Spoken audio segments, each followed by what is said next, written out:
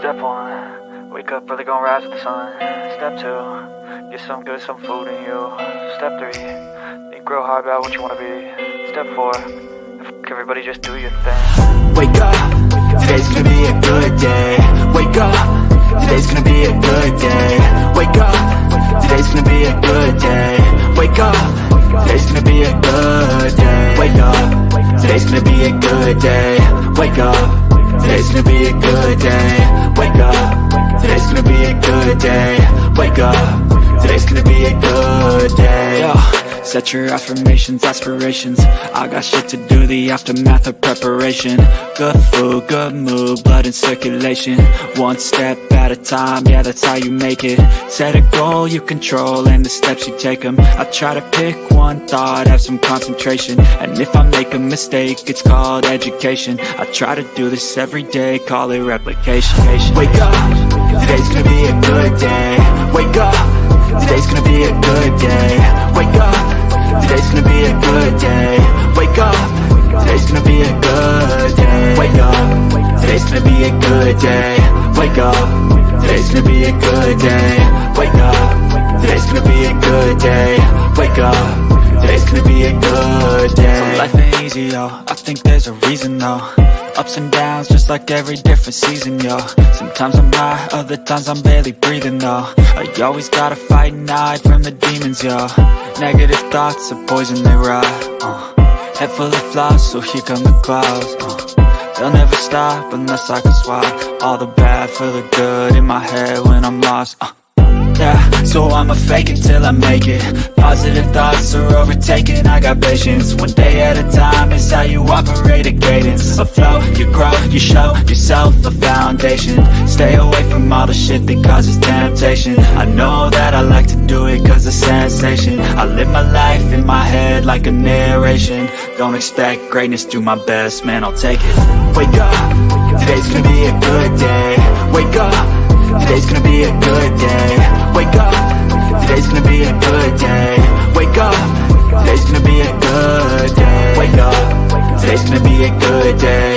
Wake up, today's gonna be a good day. Wake up, today's gonna be a good day. Wake up, today's gonna be a good day. Wake up early, gonna rise with the sun. Step 2, get some good, some food in you. Step 3, think real hard about what you wanna be.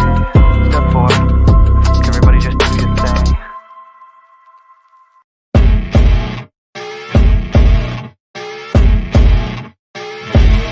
As you wake up in the morning, you want to find the latest, greatest information about criminal cases and have an intuitive conversation about the suspects associated with these cases.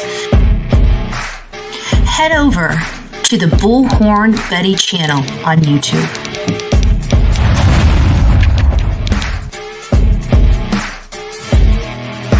Get breaking news right here on the Bullhorn Betty channel.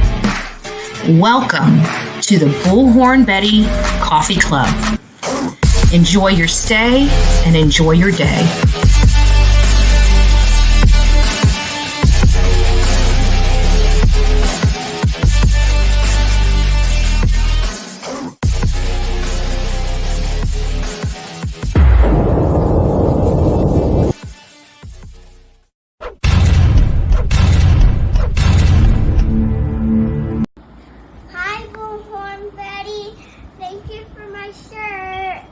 Welcome to the Bullhorn Betty Kids Club.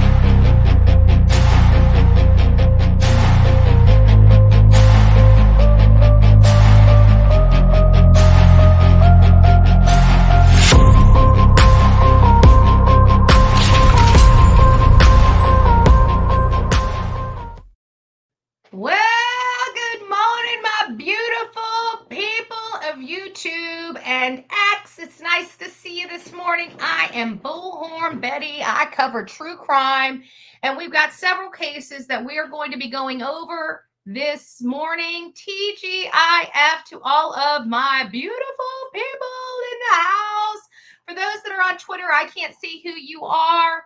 However, the people here on YouTube, it's nice to see you. We've got it streaming on 2 different channels. So if you're on Bullhorn Betty Crime Stories and you don't mind being over there with your 34 people, that's great. If you want to come over to the main channel, you're more than welcome to, but we're running it on both channels to let our other channel say, hey, it's so nice to see you guys.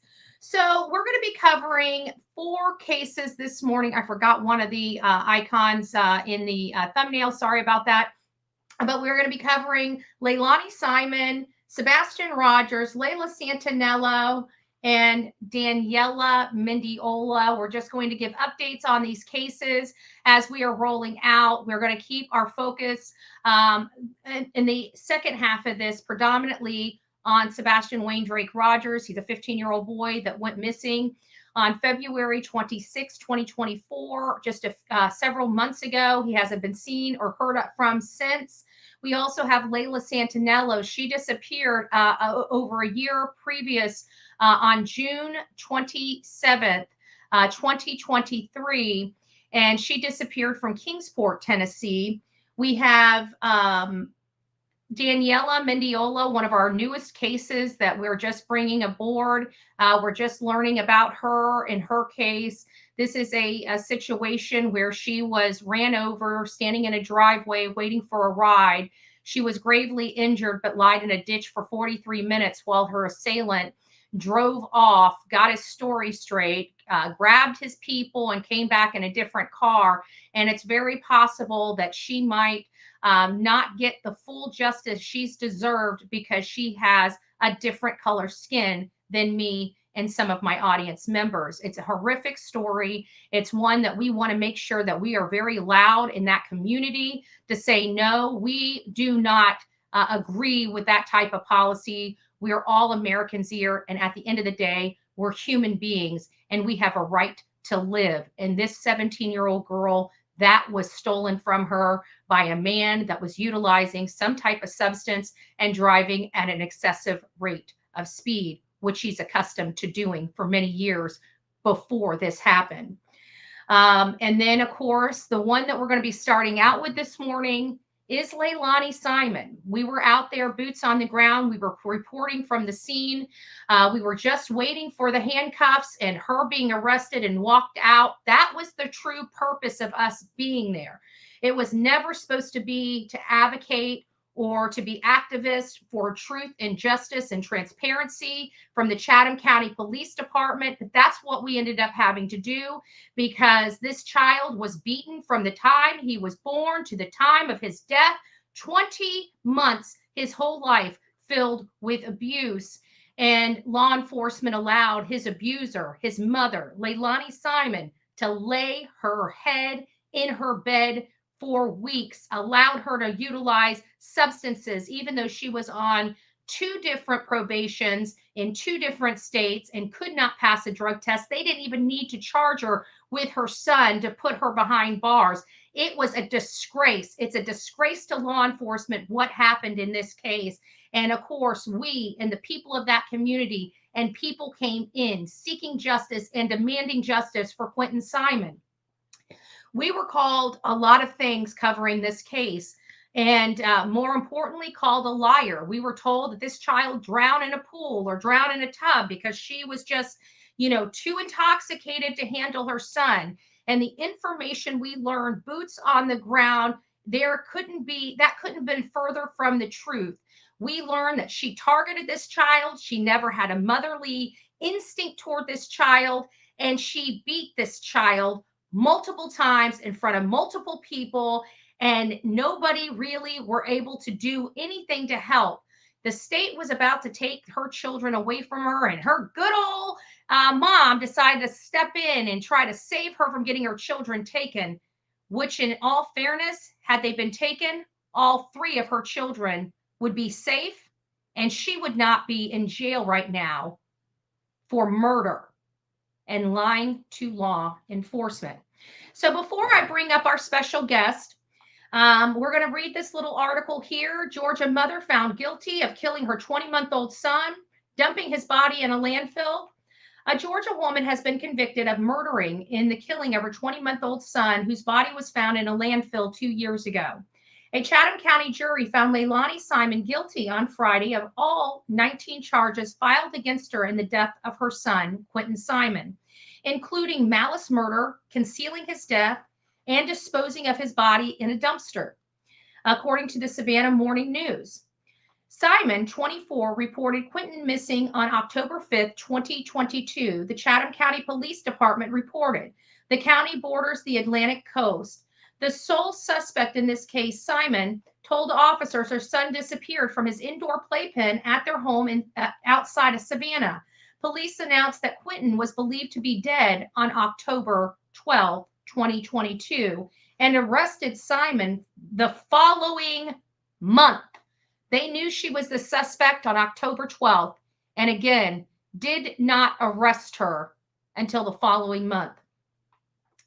The verdict came just after a 9-day trial, which prosecutor called dozens of witnesses to testify, including police, a drug dealer, and Simon's neighbor and babysitters.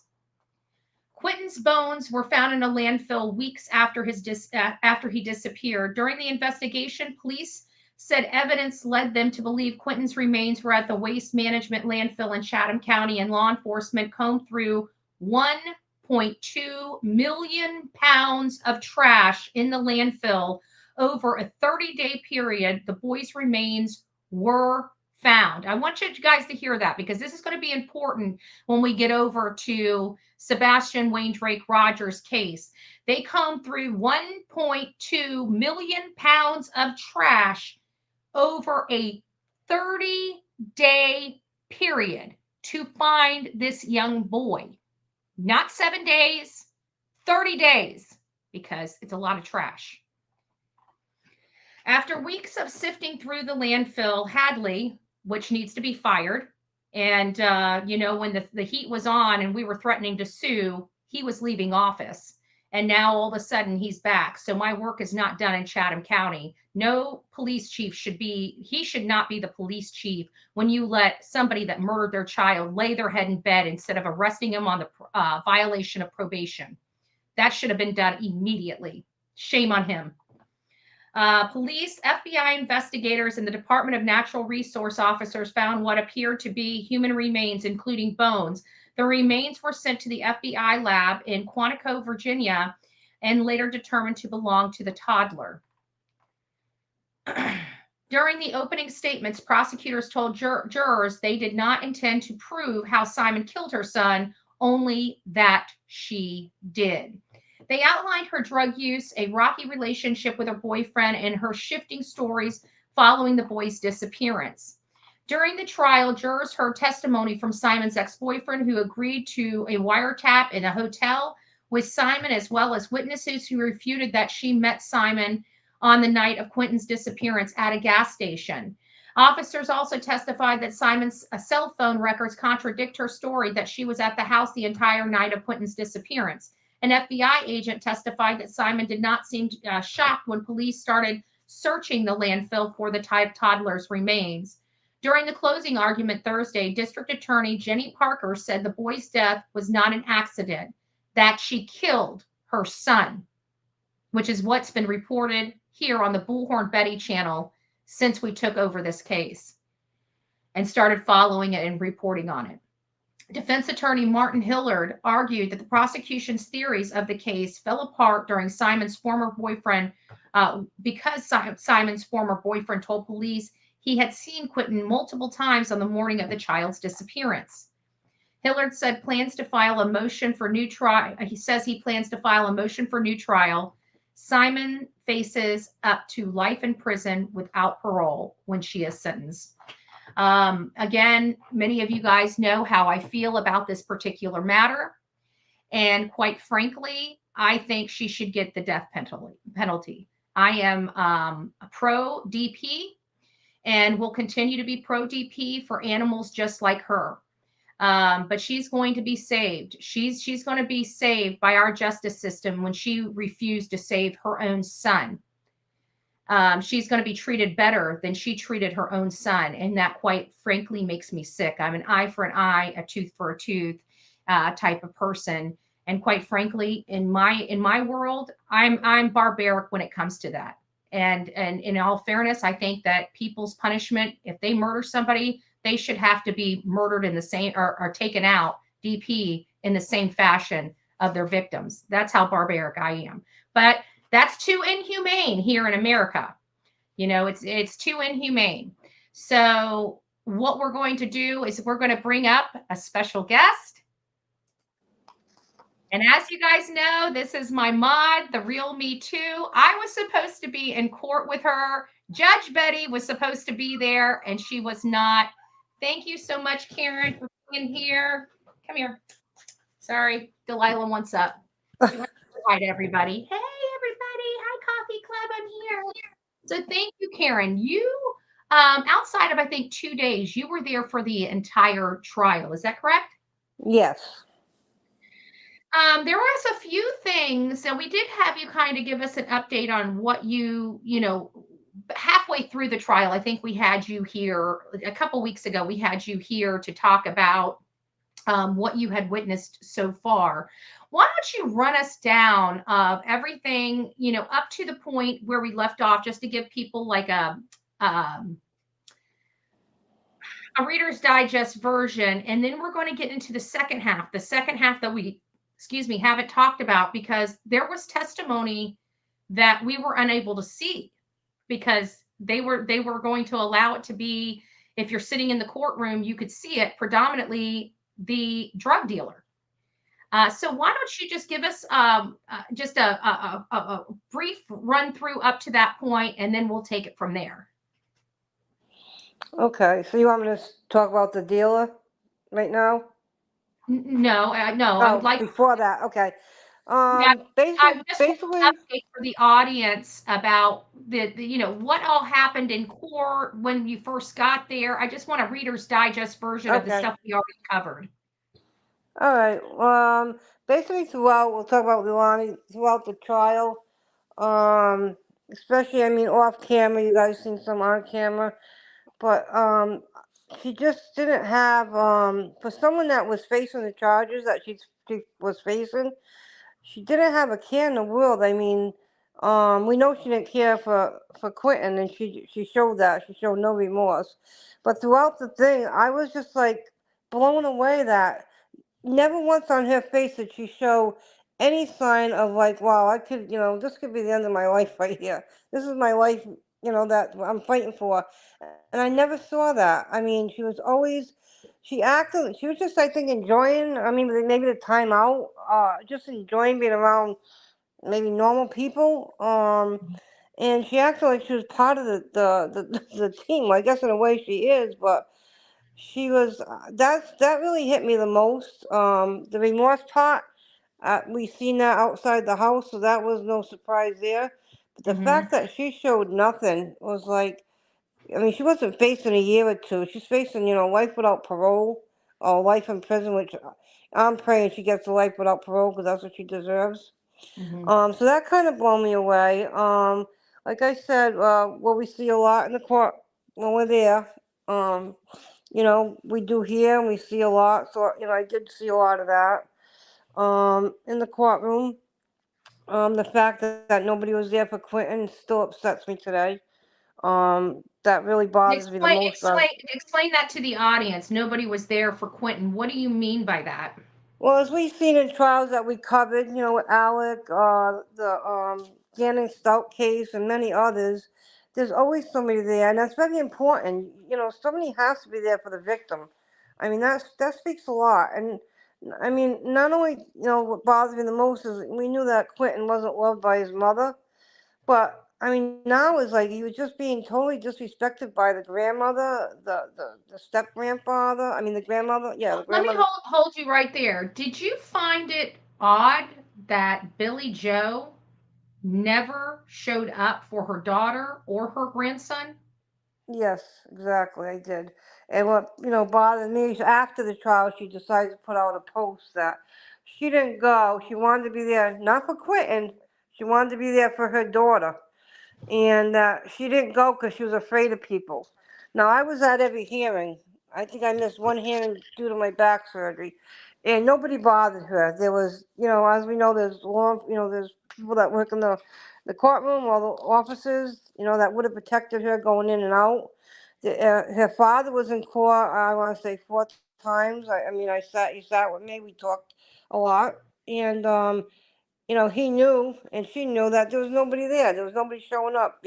I went the first day and I got there at 7:30 in the morning because I expected lines out the door, and nobody. And And you did say a grandparent showed up. yes, Billy's father showed up, and he So was there Billy's 100, father could show up, but she could not. but she could not. And if you happen to notice when she'd walk in, the days that he was there, she'd turn to the back of the courtroom, and they would exchange, I love you, and blah blah blah.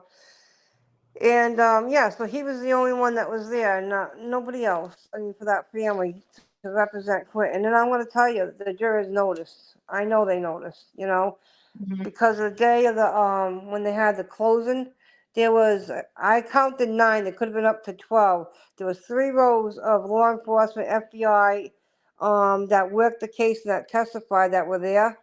And I mean, Mhm. I became teary eyed. I was very emotional, and I was like, and it just melted my heart seeing that they cared, and they cared more than apparently what the family cared.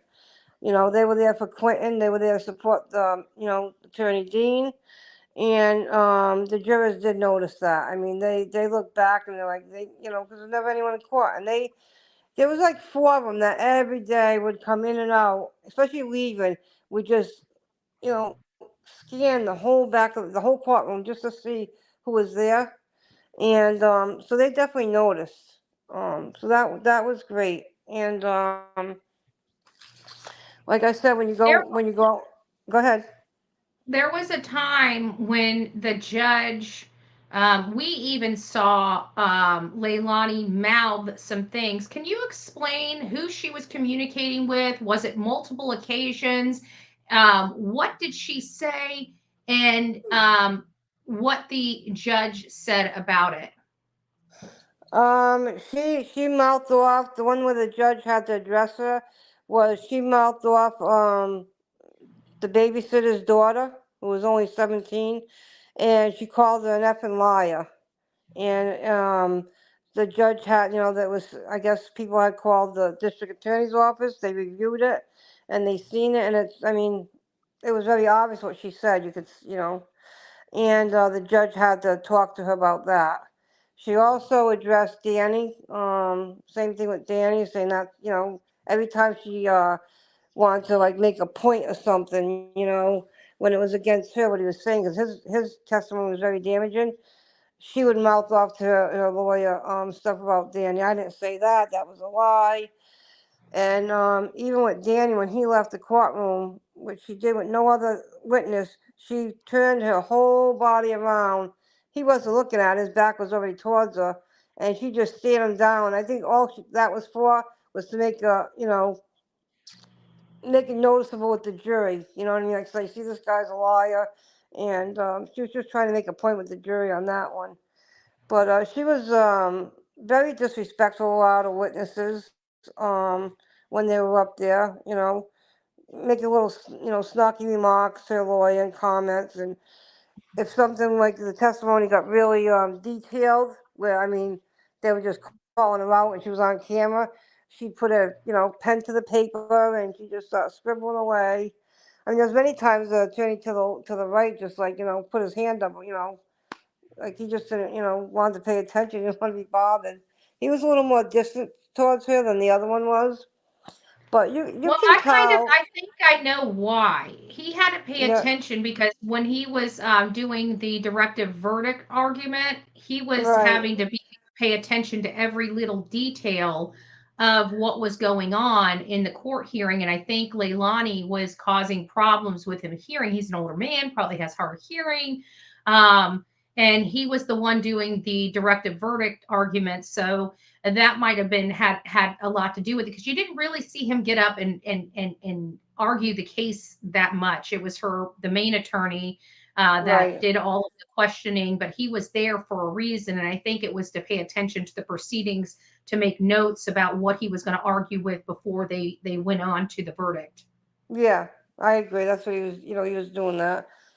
Keeping all that stuff written down, and you'd always go to the back, and he, in the paperwork that they had. So yeah, that's what he was paying attention to, all of that stuff. Um, but like I said, when you're out there, whether it's on the scene, like we were, or on the hearings or the courtroom. I mean, you went to some of the hearings with me. You know what goes on in the courtrooms. We've seen it with Alec. You'd be surprised how you can overhear so much. Hmm. You hear a lot. And you see a lot. So I always knew who the next witness was going to be coming up, and they'd be talking to out there. You could see their demeanor. Were they nervous? Were they upset? Upset. And there was many of them. I mean, the babysitter and her daughters were very upset. Crying.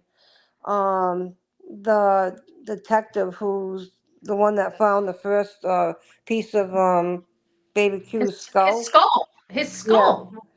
And and she explained that, and when you explain her reaction, pause, because I've got some commentary after that. So explain when she went up on the witness stand, and a little bit about her and her testimony. yeah. She was the first one. I don't remember her name offhand, but she was the first.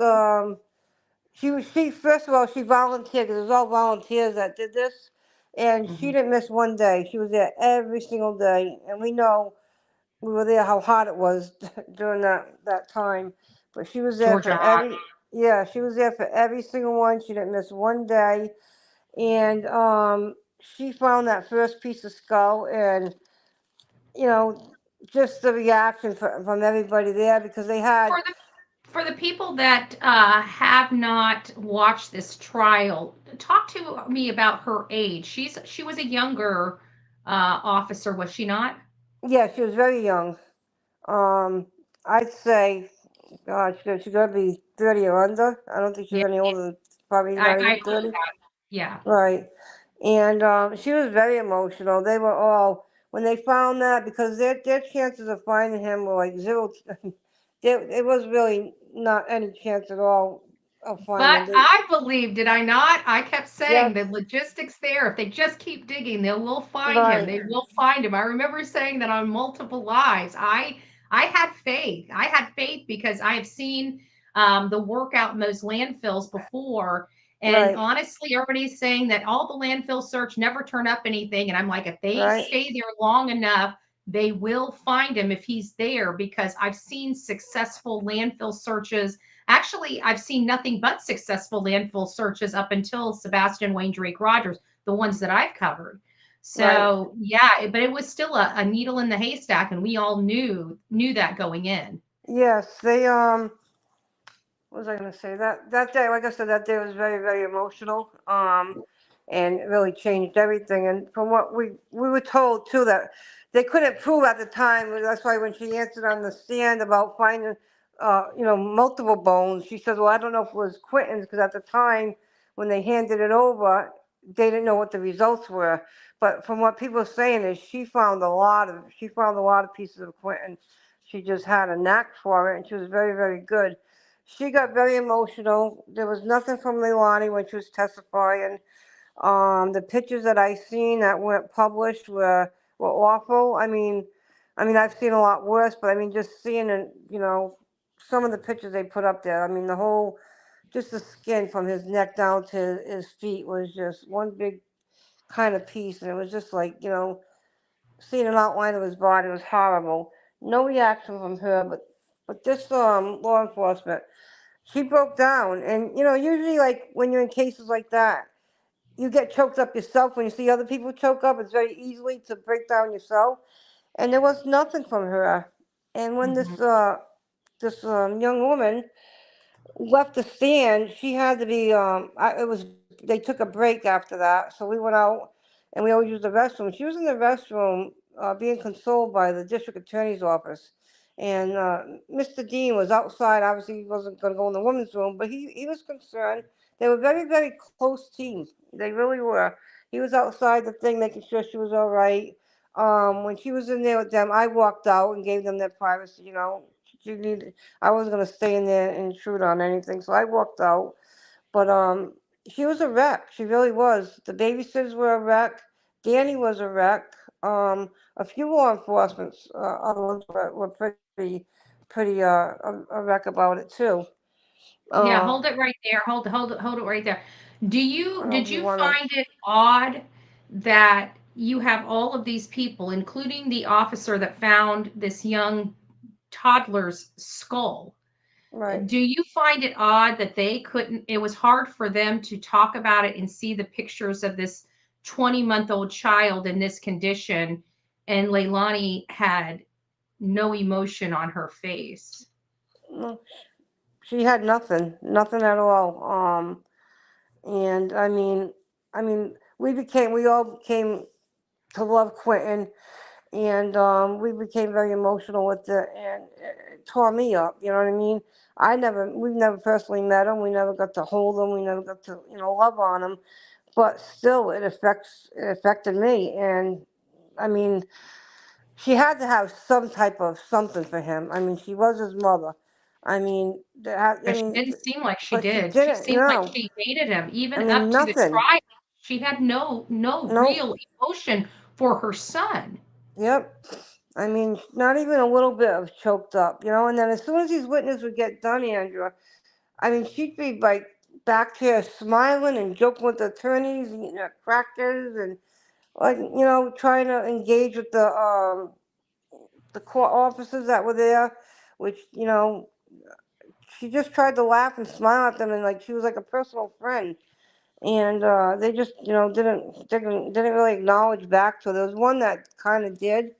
The blonde one that was in there would kind of be a little more friendly with her, but the other ones weren't friendly at all with her.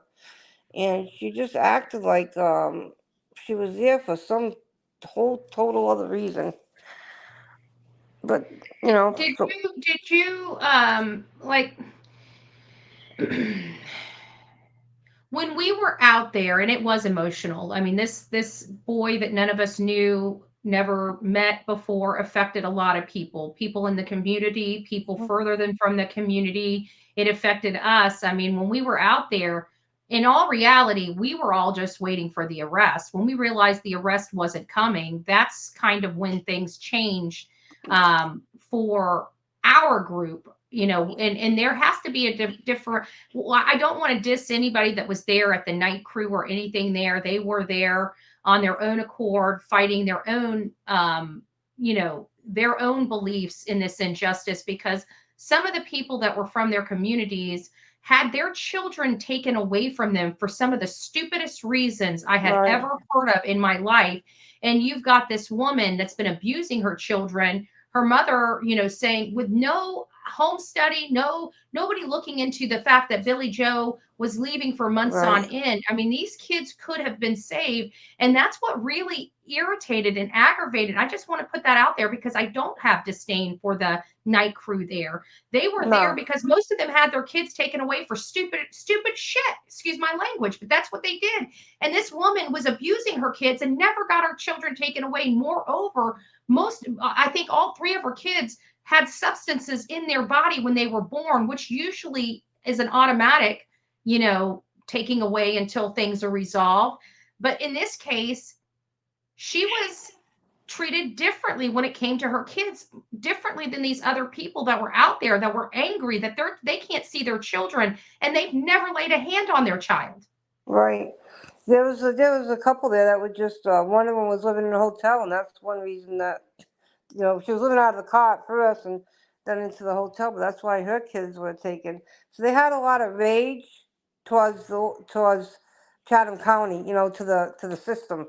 So they had a lot of rage, and that's where their rage was coming from. They were coming out, my kid's taken away, and you do this to your kid, and they were dedicated. I mean, they really were They, dedicated. they were angry. They were Yes. angry. They wanted to fight for this boy, and they felt it was an injustice all the way around, an injustice for them on a Yeah. personal level, but moreover, an injustice on a little 20-month-old child. Right. I could touch base. I don't know if you want me to go for it. I'm not. I don't remember where we left Yeah, off the I last think time I talked. I think But now we've spent enough time on the kind of the okay. Reader's Digest version of what happened before we talked to you the first time. Right. So since we talked to you the first time about this case, more information, more witnesses came on the stands, and there was one officer that couldn't be seen on the on our end, and of course the infamous drug dealer that Right. wasn't seen on our end. So why don't we just pick it up from that point forward? What did you see after, let's say, after Michelle's testimony on this? What did you think? I thought Michelle, well, let me just back up here. I thought Michelle and her daughter did an amazing job. They're the ones that had Quinton the most. They're the ones that really loved that child. They're the ones that whenever they saw Leilani, starting to hurt Quinton, they would always try to remove Quinton from their home and say, "Hey, I'll just take him home with me." And their home was literally across the street. So there was, what does it say? Let's see. Oh, golly. What does it say? Your fate will be on the line, criminal. Yeah, my fate is on the line, but I believe in the justice system, BS. And I believe that this has nothing to do with our topic of conversation, but I'll take the money. But please be kind to the victims that we are discussing, and please don't make it personal. Okay, keep going. All right. Yeah. That FBI agent. She just didn't want to be. She was actually one of the ones that was there for the closing and the verdict. So she was there right till the end. As far as the drug guy, uh, there was reaction from when he walked in. The jurors noticed. I mean, I think it was one of the first times where they actually all watched that door when he was coming in, anticipating what was going to be said. Mhm. Um, they didn't go ahead. I think what they did instead was they used Detective Lemon's testimony. That's why all them text messages are read first, so they wouldn't have to ask him that. I guess the DAs they were kind of worried. This was discussed in court without the jurors. That I guess they were worried that if they had to ask him this kind of stuff, he might not come through truthfully. He might be afraid to answer some things. So they avoided that by using Detective Lemon for all the messages. What would just actually probably been better because it was right there in writing and it was all truthful. So basically, what he stated was how they met, and they met through Zane's father. He's the one how he met. He met him through them, and he did know Danny, but that's how they originally met.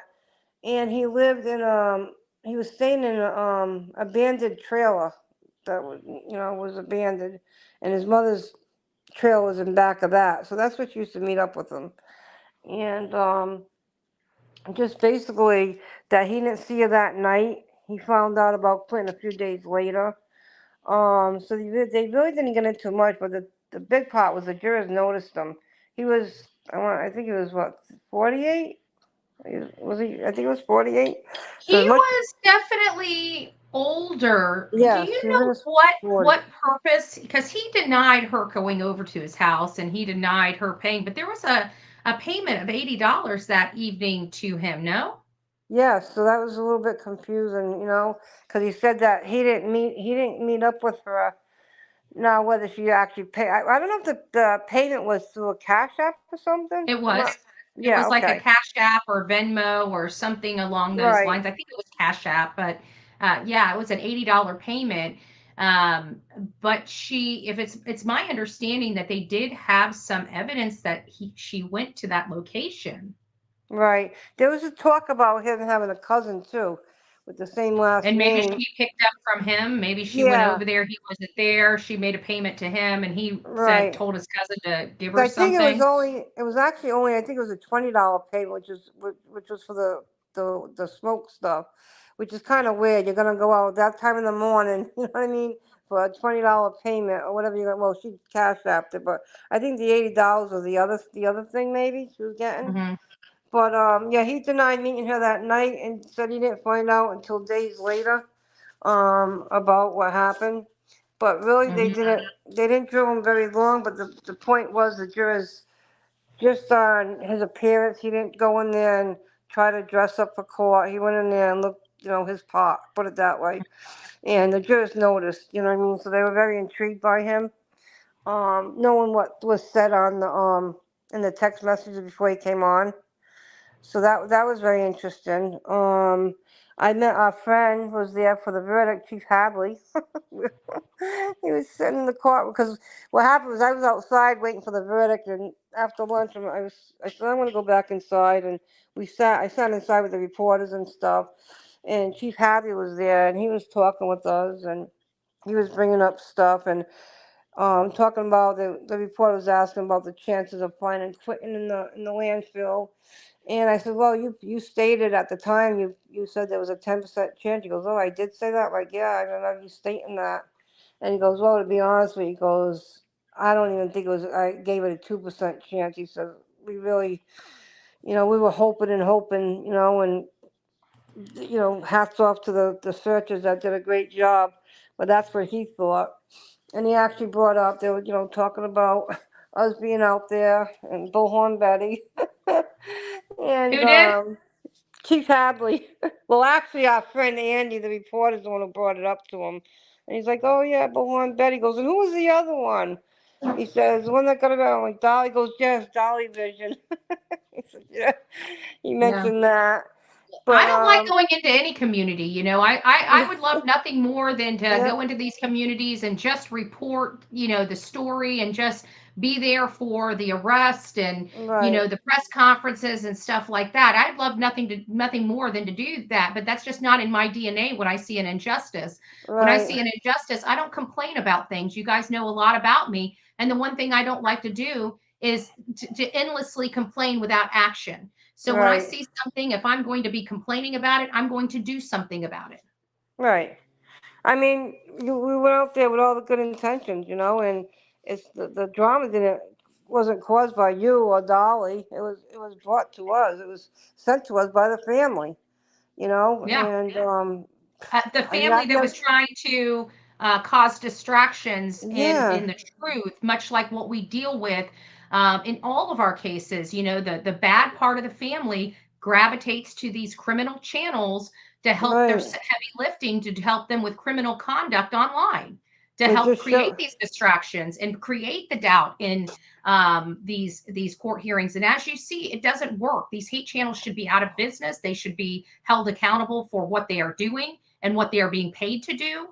right. Um, yeah, It was yeah, it was disturbing, and as we've seen, we really hit on when we heard early on that she didn't care for, she had no love for Quentin. Matter of fact, she I hate to use the word hate, but she despised. Well, I'll use despise because she despised him. She took all her frustrations out on she him. didn't love them.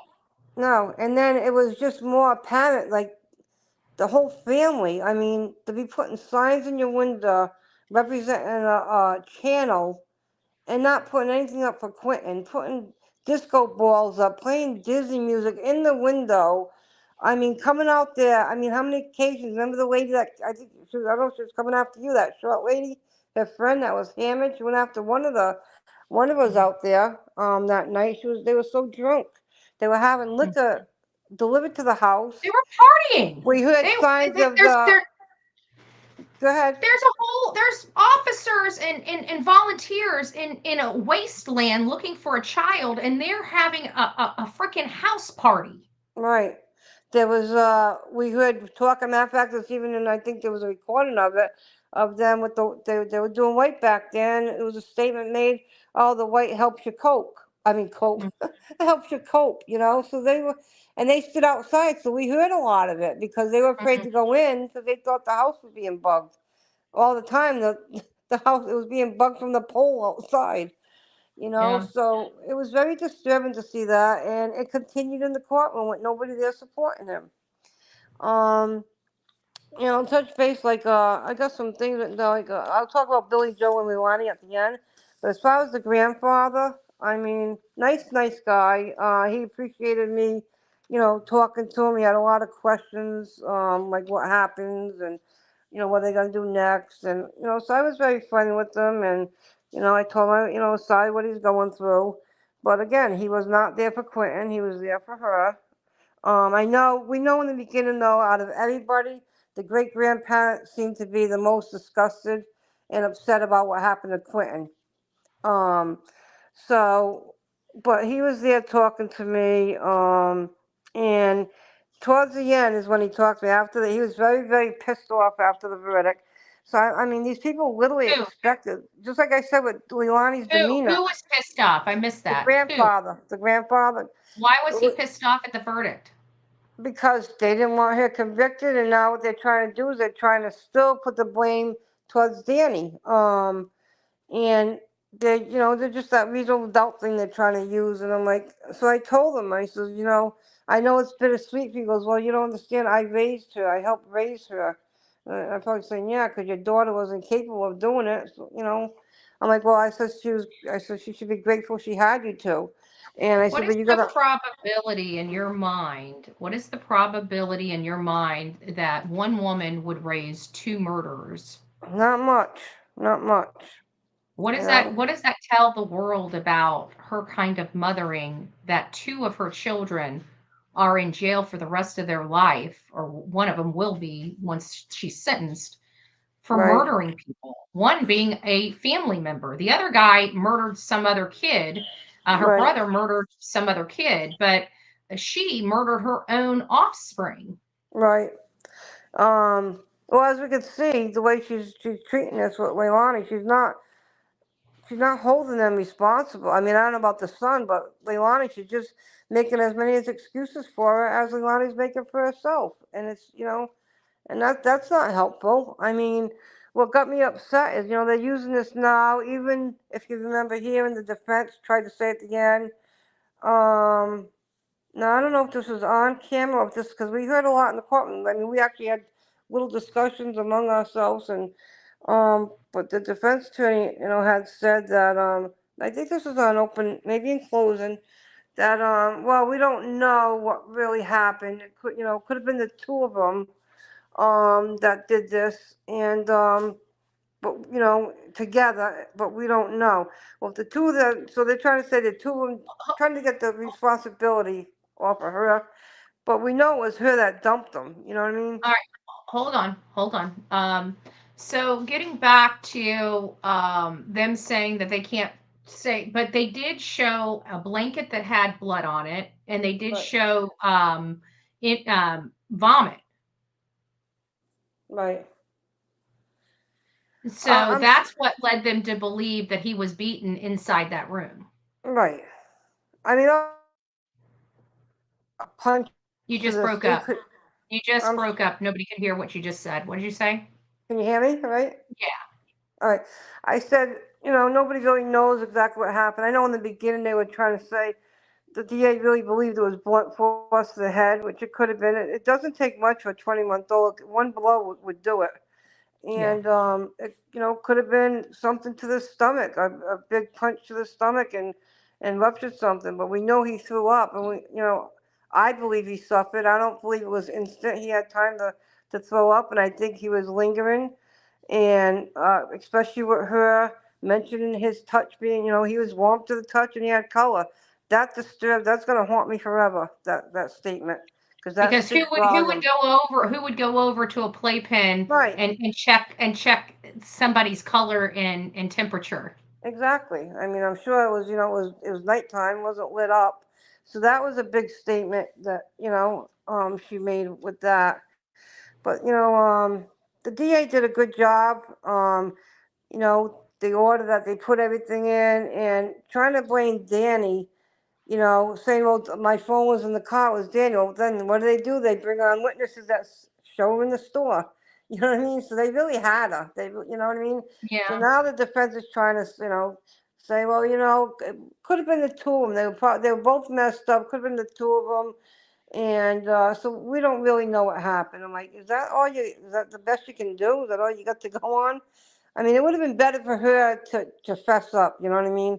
And Right, and try. I want to allow the audience to understand because there's some information we didn't have out at the scene that was brought up in this court hearing that we had no knowledge of, and that was the fact that she actually went a step further to try to cover the crime, not just by throwing him in the garbage and trying to act like somebody came in and stole him, but she actually took breakfast cereal for the infant Hmm. and try to sprinkle it all over the car in an effort to kind of absorb any type of bodily fluids. And she made a mistake because she never put the cereal back away in the cabinet. She left it out on the counter. Yes, they have video of her at the store buying it. And the way that it was put in the sheet, way she described it, that had happened a while ago. She's never cleaned it up. Um, but as we know, you dump something like that into, it's gonna fall in a pile, and you're probably gonna just, push it aside. Try to scoop up some of it if she did. It's not gonna spread the way that she spread it. It was quite obvious what it was done for. So she I mean, got because you nailed. could see it was taken and it didn't Oh, explode. Like, I mean, we've all had, like, remember the time that I had the sweetener? If anybody knows, I have a uh huh, container of sweetener. And remember, that was the first time, like, we've been in this office for a really long time. And that was the first time I got out of this office because this sweetener, it fell on the floor and it was like a plume of dust. It got on right, everything. It wasn't just in the area where it fell, like it extended the dust. Now this is not hard cereal. This is a powdered cereal that they right, used for infants to drink to be more full.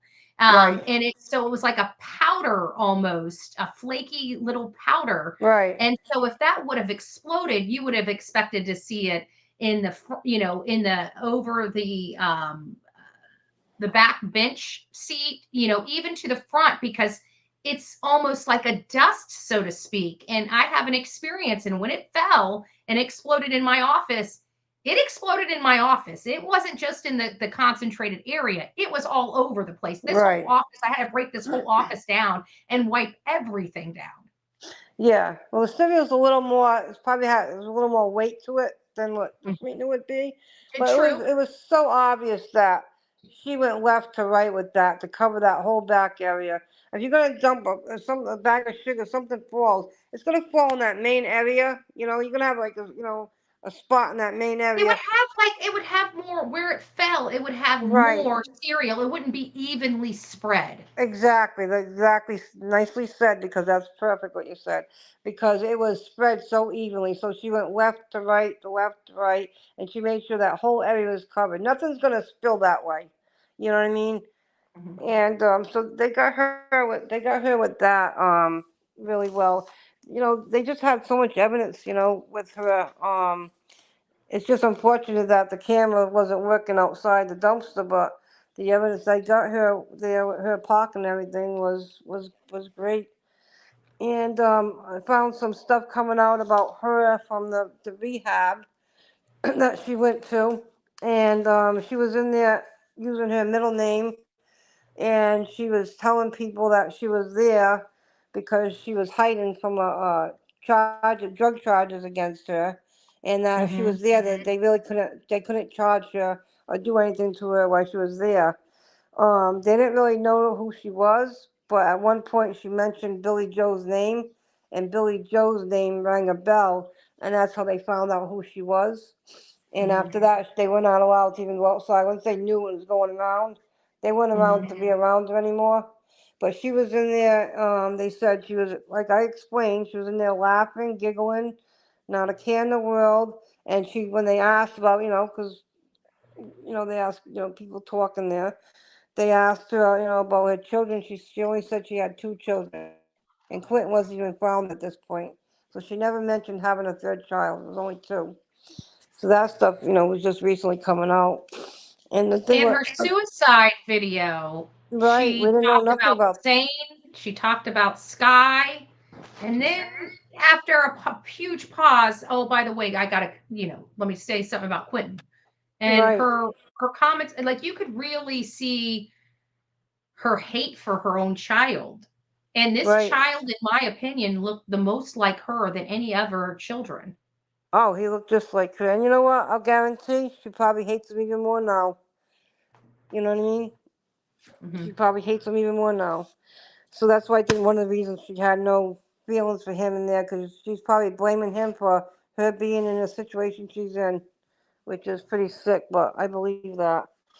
Um, I know they want to use all this stuff now. Why don't they bring more of this up during the trial? They're going to bring up these accusations later on. And another thing is, Leilani, you had the right to get on that stand and speak what you wanted to. You should have went up there and said what you wanted to say. And she Now you chose want not to.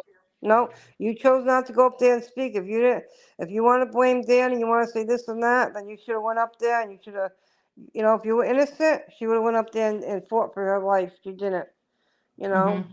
And then we can't Because forget she could Billy. have easily explained everything, and she could have solidified pointing the finger at Danny and said, it was him with my phone. It was him driving the car. Because, in all fairness, outside of her being questioned about it and her admitting to leaving the Right, house finally, then she put herself in that car because they didn't really have any image of who was driving the car right, right. or who got out of the car, just that a Yeah, body got out and went to the dumpster. But it was her that told law enforcement, well, I had to go get Oragel. So she put herself in that vehicle. right. Well, a lot And of from the that other point thing, forward, right. Good. yep. All right. The evidence they had shows that Danny's phone was put. Danny got up the next day, went to work. He didn't stay home. Um, as we could see when he left work, he was frantic. You know what I mean? Yeah. That was no act. So they He just ran. I mean, when he found out the child was missing, he didn't even clock out. He just ran no, out like a normal person would. right, It kind of goes to the Sebastian Rogers case too, because we've got a stepfather learning his stepson is missing, and he's carrying on with work like nothing happened, not notifying anybody that his child's missing. And you see the real action of somebody. This was a step parent, so to speak. They weren't married, but he was a step parent role in these children's lives, except for his own daughter. And you've right, seen his franticness when he found out his stepchild was missing. He didn't even clock out. He took off right. running. Yes, he took off running, and I mean we got to remember the fact that one thing I was say, what was I gonna say something with the grandpa too, but now I forgot. Oh, the grandpa did state while we're saying while we're talking about her wanting to still blame other people. The grandfather told me, "Oh, there's a lot about Dan that nobody knows of." And like, and my response was, "Well, why didn't it come out in court? Why are you guys gonna bring it up now?" Well, you know what I mean. So it's all stuff I think they're gonna try and use, and they really don't have nothing on that. Yeah, I Um. don't think her appeals will be successful, but I want to rewind just a little bit.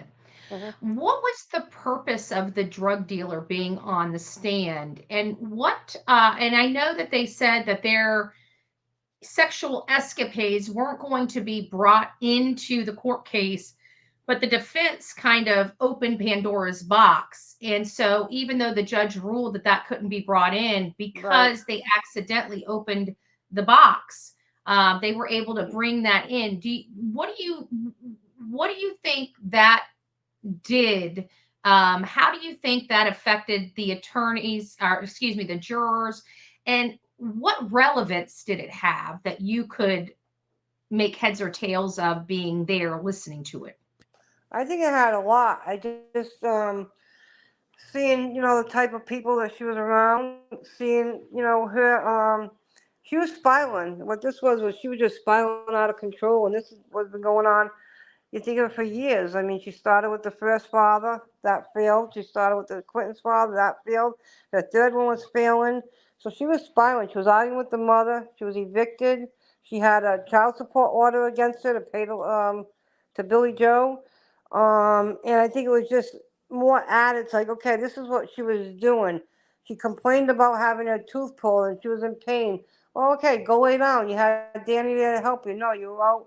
This is what she was doing that night that this happened. This is where her state of mind was. And I think that was very important for that reason. She was having, messing around with him, um, doing the stuff she was doing. And I think it just goes to show how much her life was just spiraling out of control. And Danny had been aware, he had kind of known this was what was going on, and that was his reason about getting in touch with her, like how long you're gonna be. Where the defense tried to spin it and say, oh, he was staying up waiting for her to come back with stuff for him. That was not the case. He was already in bed. He was already sleeping. Even Paul, testified that he was, already in bed. So I think it was, a big factor for that reason alone.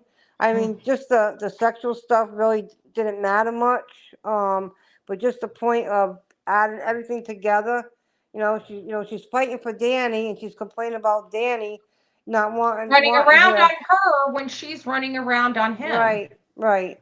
So I think it just adds, adds to the fact that everything was spiraling out of control. Her love life, all the kids' fathers that were in her life have failed her, didn't work out. Here she is with yet another guy, and she's not picking a good choice of So Mhm. she's not trying to change her life around. I mean, people do some things; their lives get changed around for the better, and you could see she wasn't doing that. You know what I mean? This wasn't a good move on her part. She wasn't going for someone that could help her out and get her out of the situation she was doing and maybe guide her a little bit because she really didn't have any guidance growing up. She was using the wrong people. And I think it was a big factor. When I'm telling you, when he walked in, they noticed. I mean, he just stood out. He, like I said, he didn't try to play the part and go in there and try to make a better appearance of himself. And then, the age difference. And he was very, very, they had to keep telling him to speak up. um, so I think it was I think and he was the one that she was reaching out to that night. So it just showed where her state of mind was that night on top of everything. So I think it was a good witness. All right, and then we're going to be closing this part out. 'Cause I got three Yep. other cases but there's still several questions that I'd like to ask you. Okay. Tell me about the jury. Obviously, we don't know who they were. We didn't see those online at all, but you were there in the courtroom. Can you tell me how the jury was reacting to some of these things? Was there any emotion from the jury during, like there were some graphic photos that were shown. There was some graphic testimony that had to be discussed because you're talking about a 20-month-old boy that was murdered by his mother and crushed by heavy equipment in the processing of garbage. Right. So, can you tell me how the jury was reacting? I remember you saying there was one jury member that was keeping his eyes squarely on Leilani during the entire trial. Explain some of that to me. Yes, I mean, like me and you, we pay attention when we're in a courtroom to jurors. Right. We pay attention to the defendant, which one thing I want to make point of, I was so happy that she was addressed as a defendant throughout the trial. Some attorneys don't, choose to go that way, but she was. So there was this young guy that he was like my favorite juror. He sat at the end and he was very, on our side. He was close to us. And when he came in, I mean, he walked in. The first thing he did was look to see, who she was. And when he got in the thing, he just watched her throughout the whole trial. But if she turned to look at them, he wouldn't give her the eye contact. They never gave her eye contact. Um, and they were really stoic for the most part. I noticed I got a good feel for them.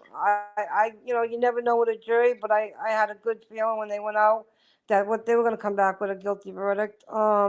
They did a lot of more note taking. I noticed when it was they did a lot of note taking from the beginning. There was like 4 or 5 that didn't, and I realized later that 4 of them were the alternates that didn't take any.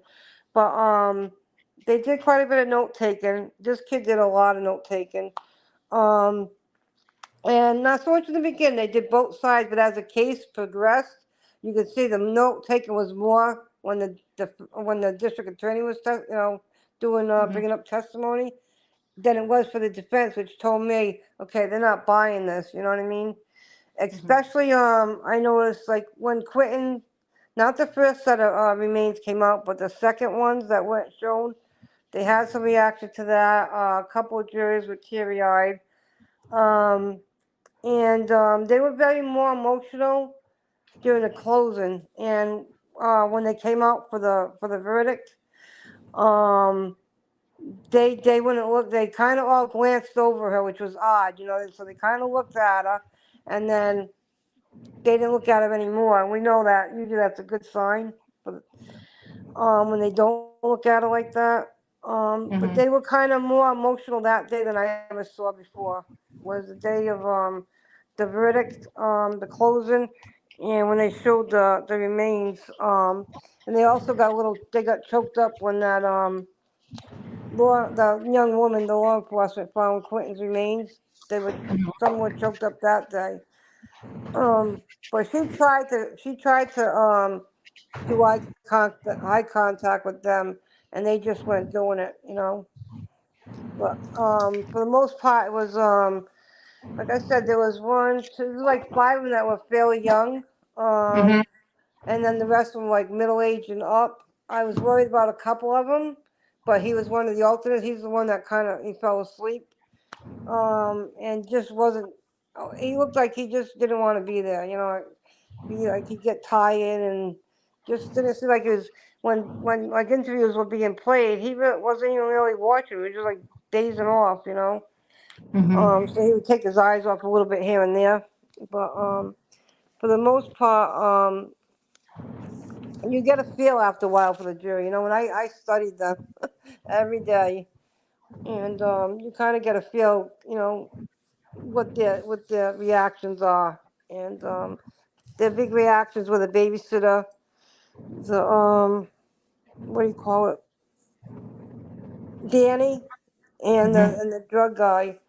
And I got to give hats off to Detective Lemon. This was her first major case. I'm not even sure it was. I believe it might even been her first murder case. I didn't understand that. Detective who? Lemon, the young lady, the one with the blonde hair that sat at the defense attorney. I mean, she Oh, say yeah, yeah. defense This district was her attorney. first major case. Yes, and She did a great job. she did a wonderful job. She's gonna do great work for them. She did a very very professional job. She really did. Um, but and then also the guy that testified from the landfill. I guess he was like the head guy there. He was there for the closing and the verdict. He even showed up. So but it was just very overwhelming when for the closing. I was in the courtroom talking to the chief, and like I said, we're waiting for the verdict, and the knock came on the door, and it was weird because it was a statement, and we were talking with the court officer, like, oh, well, what does that mean? Is that a verdict? She goes, no, if it's a verdict, they'll say they reached a verdict. She said, but it doesn't say a question, so I'm going to put it as a question slash statement to the judge. So we weren't expecting that it was a verdict, because she's like, no, that's not how they usually put it, but that's exactly what it was. So to hear that knock is like your heart was pounding. It's Right. very emotional when you're waiting and when the verdict comes in. I think that was the most emotional part for the jury. You could see it, and the closing too. I don't think the defense really had much. They did what they had, but there was so much evidence on her that night. So I don't think any appeal is going to work for her. And I'm just Now, praying for the maximum sentence, life without parole, and then some. She could actually she could give it two consecutive. I mean, consecutive was where she does one after the other because she's got two murder charges against her. So they could do that with them plus the 19 other counts. They could yeah, actually give a life in prison and some. yeah. Life in prison without parole and then some, which would be Because great. each charge carries their own sentencing guidelines, and Right, those can be concurrent or consecutive. right. So they do have that kind of liberty, so to speak. Mhm. And there's Now, no. I got to ask you one more question because I need to move on Yep. into another case. Talk to me, and this will be, and then I'll ask you for your final words, but talk to me about the verdict being read. Now, this, out of the whole entire trial, seeing her son's, you know, crushed remains wasn't enough to give her emotion, but the verdict finally woke her up. Talk to me about the verdict and the emotion in the courtroom, and of course, Leilani's reaction to the verdict. Well, it was very interesting. You guys can go back and watch it. Um, the verdict, like I said, the verdict's always a very, everybody's very, tensed up. The courtroom was full, which was great, like I said. But like I said, minutes, and I'm saying minutes, I'm talking like 2 minutes. There was a young woman in there, blonde hair. You might have noticed her sitting in back of the defense table. She had been there all along on the hearings, and she always was chatty with her. They were always in each other's ear, and they would block with their hands, their mouth, so they were literally in each other's ear. And I don't know what the conversation was. It was like they were talking about something maybe just personal. I don't know. But she was laughing. I'm not kidding you when I say openly laughing, not smiling, openly laughing. Like, we're all in there tense, like waiting for this verdict to come in. And like, how is she so relaxed like this? Like, I'm kidding, Andrew, not a care in the world. It was crazy. And then she would Mhm. change her demeanor when the jurors walked in, try to play, put her hands behind her back and act like, whatever she was trying to act like. But what was really funny was when the defense asked for the jury to be polled. If you go back and look, juror number 2, which was my favorite juror, that young guy, I guess he didn't realize they were talking to him with the number. And there was like a pause, like maybe it might have been 10 seconds or more. And you see her go forward and turn to the left, like she thought literally one of the jurors was going to change their that's because he wasn't answering. It was like, I think her hopes got up at that point. But she didn't get emotional. I've watched it several times because, for the most part, I'm seeing her from the back because I'm in back of her. But I used to watch the court TV with cameras. Like I could see her from the front. So I went back and watched it. And she kind of started swallowing a little more. It took a little while to sink in. But when she really got emotional was when her defense attorney, like, kind of, I don't know if he put his hand on her and kind of talked to her. And that's when she got emotional and started breaking down. But never for Quinton. It was never for Quinton. It was No, never for the son she never. beat and murdered and threw away from like trash. It was because she finally realized she is Yes. going to be held accountable to the fullest extent of the law, and the jury wasn't buying their BS. She was convicted on all 19 counts. Yep.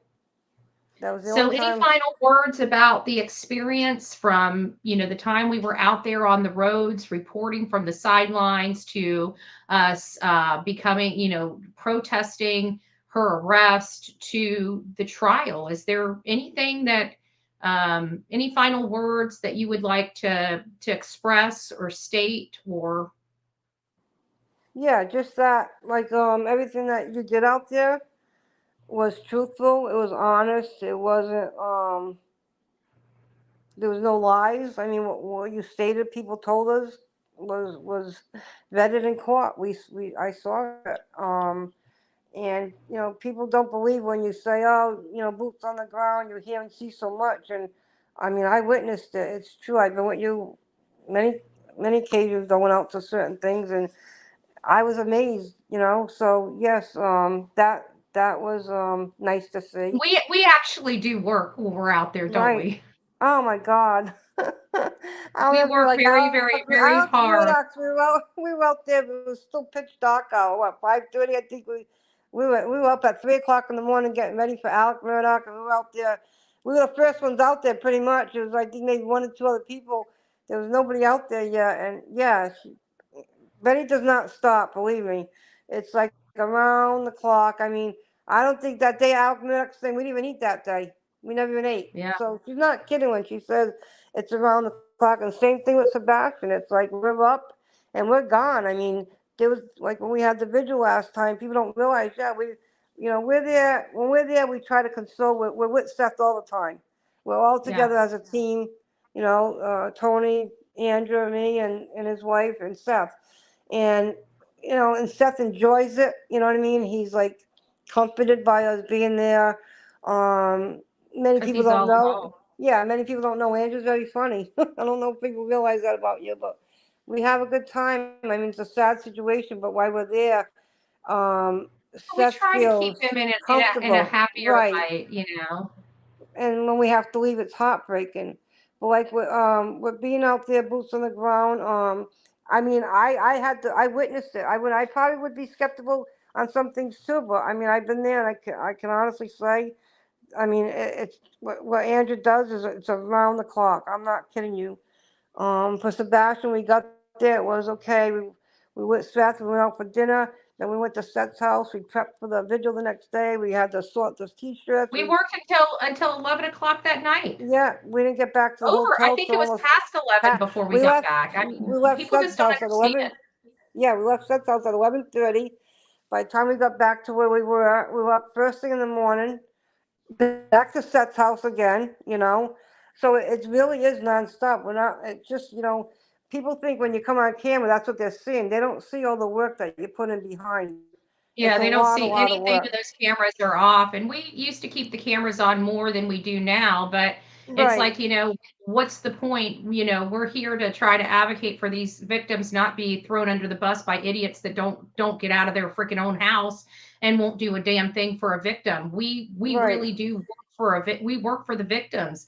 Mhm. We do what it takes lawfully and legally for the victims. And yeah, I use the Constitution in every aspect of my career, every aspect of my business. And typically that's respected by law enforcement, except in Sumner County, where they trample all over the Constitution. Right. But yeah, it's true. I mean, it's just nonstop work. I mean, we go Let out me for ask you dinner. this. Am I a violent person out there, and do I riot? Absolutely not. I mean that the last vigil that we had, we were playing with puppies. We were Andrew, the stuff that was going on. I go up to Andrew. Oh, did you hear this? There was somebody here filming, and she's like, no, I didn't know anything about it. I mean, she had no idea. I mean, this same woman is out there putting accusations out that Betty was the one that got her thrown out of there. Betty didn't even know who she was. Never even seen her. Never even seen her until I was talking to law Right. enforcement and saw her getting in her car, and I still didn't even know that was the lady that everybody was talking about. Yep. Now I've been out So there I two can't wait till occasions. her video footage is finally released so she can be made out to be a liar. Right. But it doesn't matter. We've got her following me around and on camera, and that's going to, if she comes around me again, she's going to probably most likely get put in jail for stalking. So But I mean, that's already been reported, and I've already got my paperwork here. So when I see her again, she goes straight to jail. and I Doesn't pass can't. go, Yeah. doesn't collect $200. She goes straight to jail. I mean, but believe me, Andrew doesn't do. I mean, go out there and she's not violent. I mean, we go out there and we concentrate on helping Seth while we're there because that last day when we have to say goodbye to him, it's very Hmm. emotional. It's like you feel like you're abandoning him. You feel like you're abandoning Sebastian.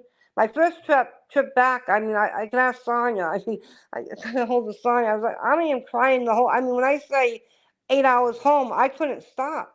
It's like it just broke my heart to leave Tennessee, and but even like to say like the work that gets done when you were hemmed up, you know Hmm. falsely charged and held.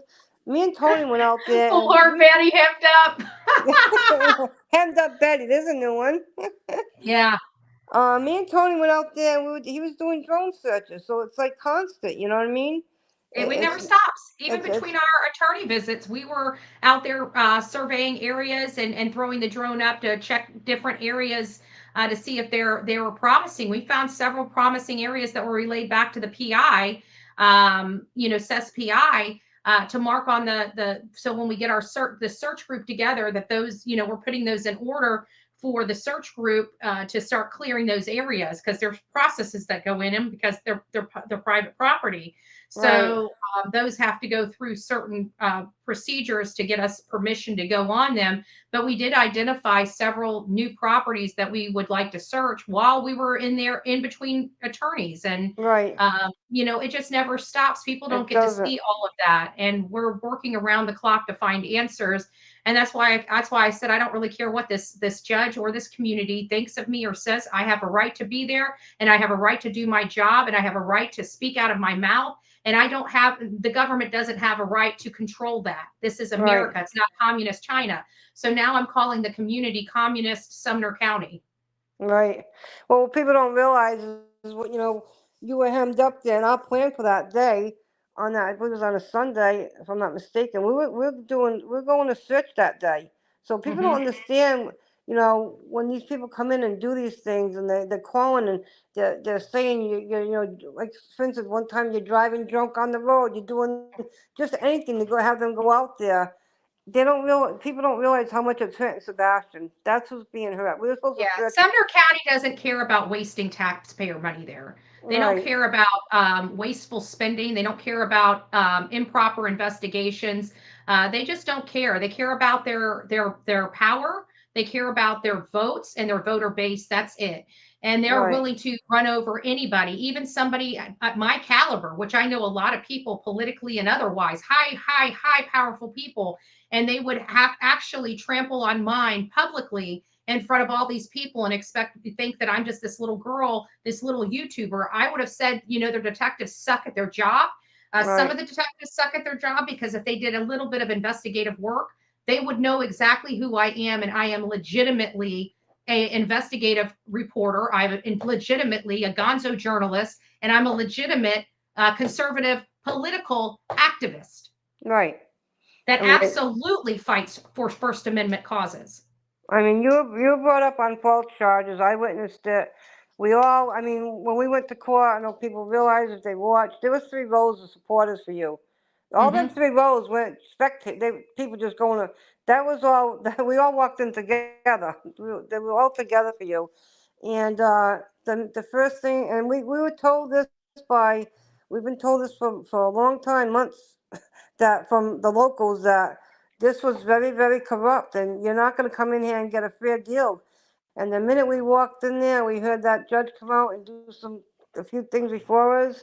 We're like, this is done and paid for. I mean, we knew before anybody got I on think the he's a stand. disgrace. I think he's a disgrace, and he's going to be ruling over me on my criminal stuff. And you know what? Yep, I'm still going to stand there and look him dead in his eyes and in the back of my head, just think about this is a disgrace behind a robe. This yep, is a disgrace to this community. This is a disgrace to conservatives. This is a disgrace to our Constitution. They bent the rules. They bent the laws. What they did, can happen in no other community. We call 28 counties in Tennessee. We haven't made it through all of them yet, but 28 counties said there is no possibility of this being a possibility, but yet it is in Sumner County, right. communist Sumner County. Make sense. And what the judge, I'll let you get on to what you're gonna do. What this judge did was the thing that bothered, really upset me is he was trying to, he was bringing up stuff about wanted to find out about your channel.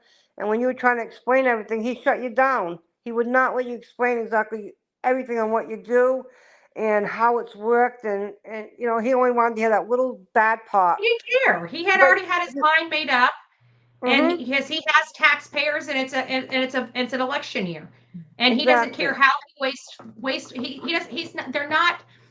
They're supposed to be fiduciaries of the public's funds, and they're not a fiduciary of the public funds. They've done everything wrong.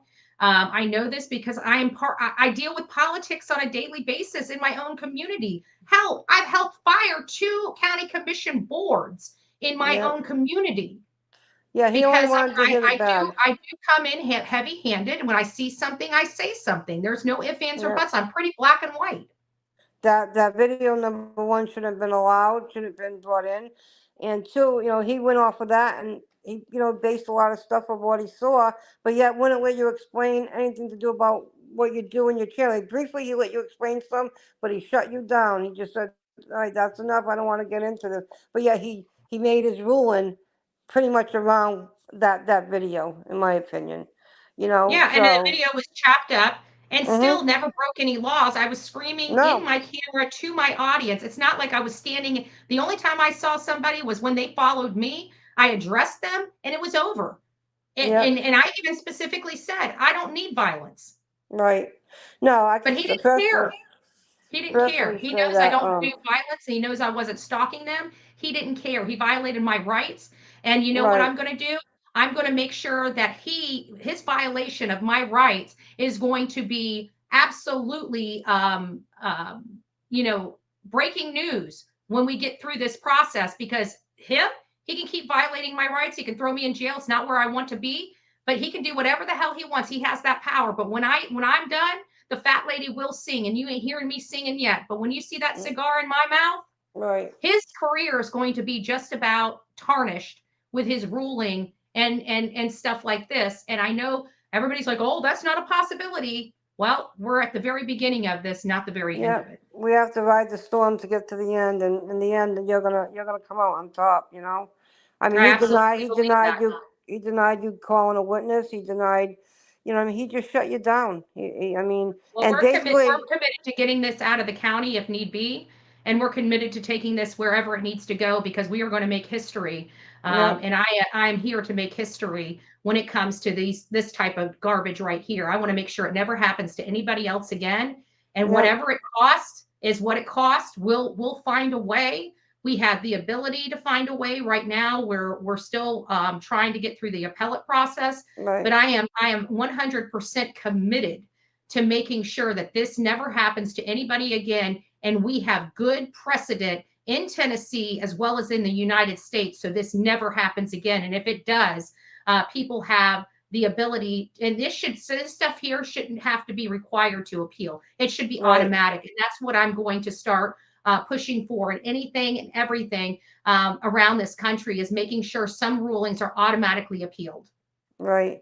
And I like to, just let everybody know, not just because you're my friend, but I mean, people that have never met you or never got to spend time with you, don't really know who you are. I mean, Andrew's very friendly. Anybody she meets at the vigils anywhere, she approaches them. They all love her. I mean, she's a very funny person. You might not believe that, but she's Mhm. actually funny. Yeah, and I'm just please. I'm not gonna beg. I'm just asking, please, for all you that support her, please go out and donate. She's not fighting just for her freedom and her rights. She's fighting for all of our rights. I mean, First Amendment rights belongs to all of us, and hers were taken away from her, and that's wrong. I Mhm. mean, a dollar will help. If we have 500 people in the chat here and there, and you all put a dollar, there's $500. It adds up quick. It Um, does. she never And it makes asked for a really big anything. impact without hurting everybody's Yes. pocketbooks. Because, I So, mean, to be honest with you, I advocate for these kids. I spend, yeah, like I said, I make very little money on the full impact that we do. When I right, was sitting down being interviewed this past when we were in North Carolina, they were shocked to find out how much money I make and how much I'm able to do with it. They asked me, right, how are you able to do it? And I simply told them, if it wasn't, I don't see how other people could do it, because typically families have mortgages, car payments, and right, stuff like that. For Chronicles of Olivia and I, we both have paid off homes, we both have paid off vehicles, and right, and those two are the biggest expenses most families have. And right, if we had those expenses, would I be able to be boots on the ground? The answer is no, I would not be able to be mm, boots on the ground. It's the way that our finances are set up that gives us the ability to be boots on the ground with very little money. We budget the hell out of our yep, annual budget. Some years I make 20,000, some years I make 40,000. That's still a small budget to do right, all that we do and pay my living expenses. yep, So that is, people don't realize that, how little money we do make on this. And that's what upsets me so much, is that there are people that make more money than us sitting at home condemning our work without even lifting a finger to help these families or help the cause. right. I mean, you're always giving back. I know the expense. I've been there twice. I'll be down there again with you. Coming up next week for the vigil, and it is expensive. And not only that, it's the work. I mean, Andrew works very, very hard. I mean, she has stacks of paperwork. I mean, I spent time with her. I mean, she would wake up at 3 o'clock in the morning, sit up in the hotel bed, and the first thing she does is pick up her paperwork. And she's already working, and she's not what she's doing too. You people don't understand it. She goes to these cases, and she's bringing the cases to us for the people that cannot be there that are very interested in it. So she's working for everybody. She does give back all the time. She never asks for anything, and that's why I'm saying, please, go out and donate. She never asks for anything. She deserves it. Like I said, any amount will do. You know what I mean? If you have $1 and that's what you can give, we appreciate the dollar. You know what I mean? Just support her and be there for her, like she is for the victims and their families. That's all she's trying to do is advocate for the victims who no longer have a voice, and support the families that are devastated already, and just being beat up for no other reason than because they can, and it makes them money, and it's just heartbreaking. Yep. Yep. Well, thank you so much for lending us your time. I appreciate all of it. I wish I was there. Leilani was one of the ones that I wanted to be Yep, there front and center, but with I the know. hurricane, everything going on, I just couldn't. I wanted to be there for at least the trial, and then I couldn't even make it to North Carolina, but the producers were pushing, anything and just to get me there, and so Right. it was a little bit of an inconvenience, but I'm glad I got to meet Daniela's family. I'm glad I got to hear her story, and we're going to be discussing that in just a little bit. Guys, stick with us just for a little bit. We're not going anywhere, so just sit tight. Thank you, Karen, for your time. Thank you for No being problem. there, and thank you for standing up for Quinton Simon, Baby Q.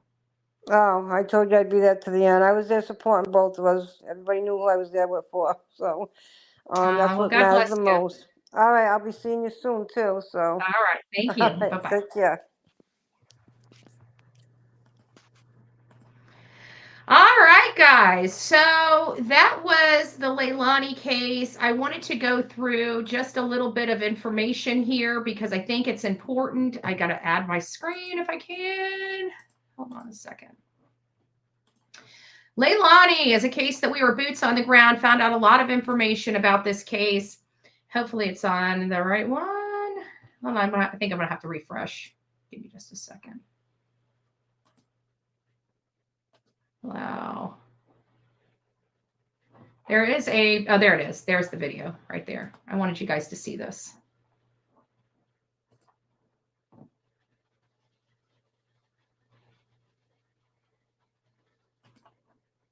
I think I'm right in saying that roughly about 2 weeks after Layla went missing, you started to receive some really weird requests on Cash App. Is that right? Could you just tell me about those messages, the sums of money, and what those messages were saying? I absolutely can. I was out. There had been tips left in comments, like on my Facebook and on a couple of TikToks that had been done about the case. So I was going to these different hotels and things. People, oh, I saw her here, I saw her there, blah, blah, blah. So I have flyers made up and I'm going to different places, talking to different people. I'm sitting outside the Travelers Inn in Kingsport with one of Layla's childhood friends. And Layla's stepmother sends me a screenshot of a Cash App request from Layla, and it was just letters. It was a string of letters, and she kept getting that over and over and over again for $100. So I immediately get in my Cash App and I send $1 with a little note because I'm thinking, okay, she can talk back and forth with me this way. I send $1 and I'm like, is that you? And I get the string of letters too. Well, it takes us a few minutes, but it turns out that the letters were initials for they will let me go or they won't let me go, something along those lines. And we're trying to have a conversation back and forth with this person on the other end. I give it a break. I go inside the Travelers Inn to talk to the woman at the front desk, and while we're standing there talking, I showed her the screenshots. Now, I will tell you guys that I was at the Travelers Inn. I spoke to them. There was it's in a really crummy area. But this is a mom that has been looking and hasn't stopped looking for her child since her child went missing. Layla Santinello again went missing on June 27th, 2023, over a year ago, and hasn't been heard, seen again. Now, remember, she always reached out to her family for help, for money, to talk to her daughter. And ever since that day, nobody has seen or heard from her again. So I'm going to, this is just a few minutes. We're going to stop it a few times just to talk about what Jennifer has to say in this interview. But I think it's interesting and it gives us kind of an update of where we are in this case since we were unable to follow this case. We went to a certain point and then, the case kind of went, kind of dormant a little bit while law enforcement was doing their investigation. And we didn't want to, we had a good working relationship with Jen, with the detectives, and we didn't go all out. We made sure that we were in areas that they weren't searching in. We worked with them. For example, we wanted to go to a certain area to search, and law enforcement couldn't give us any information other than that area hadn't been searched by their law enforcement, and they just wanted us to give them an opportunity to search an area before we went in. And of course, naturally, we complied with that. We're here to help these families, and when we see law enforcement engaging and wanting to find the victim, we definitely will be in their shadows, so to speak. We'll always let them bring in, because we know the importance of chain of evidence. We know how important that process is. And if there's an area that law enforcement hasn't checked, but it's on their radar and they want to check it, we will always make sure we take a back seat to the investigation, hands down, because we can go in there after law enforcement. We've gone in after law enforcement every single time, and in some cases have found some things that law enforcement had missed. But if we would have went in there first, it could have screwed up some chain of custody issues, and we never want to do that. We want to make sure that law enforcement can get in, clear these areas, and then go back with a group of people to further review that area after that area is cleared by law enforcement. Because again, people do miss things. We've missed things. Law enforcement missed things. The reason why it happens is because we're called human beings, and human beings by design make mistakes. So we understand that. And again, in this particular area, we had no problem in this particular area of Tennessee. Law enforcement didn't treat us like pure garbage, and they weren't a communist community like Sumner County. And she said, oh, that's a scam. And I was like, what are you talking about? She was like, yeah, that's a scam. That's a thing that's been happening. It's been all over Facebook. People are hacking into other people's Snapchats and like acting like they've taken their person and blah, blah, blah. And I was like, yeah, but my person's actually missing. Like, there's no way that's a coincidence, right? She's like, it might be. And I'm like, that would be wild. Like, come on. So we contact authorities and we send all the information. Over the next 24 to 48 hours, stepmom is still engaging. Okay. At some point I was like, because we had asked specific questions.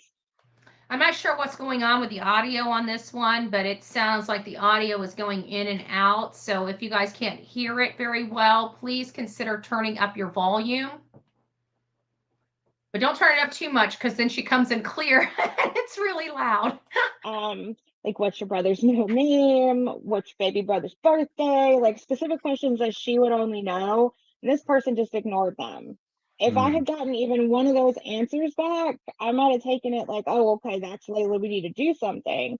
But when this person was avoiding the questions that would actually identify her, I was like, no, something's wrong here.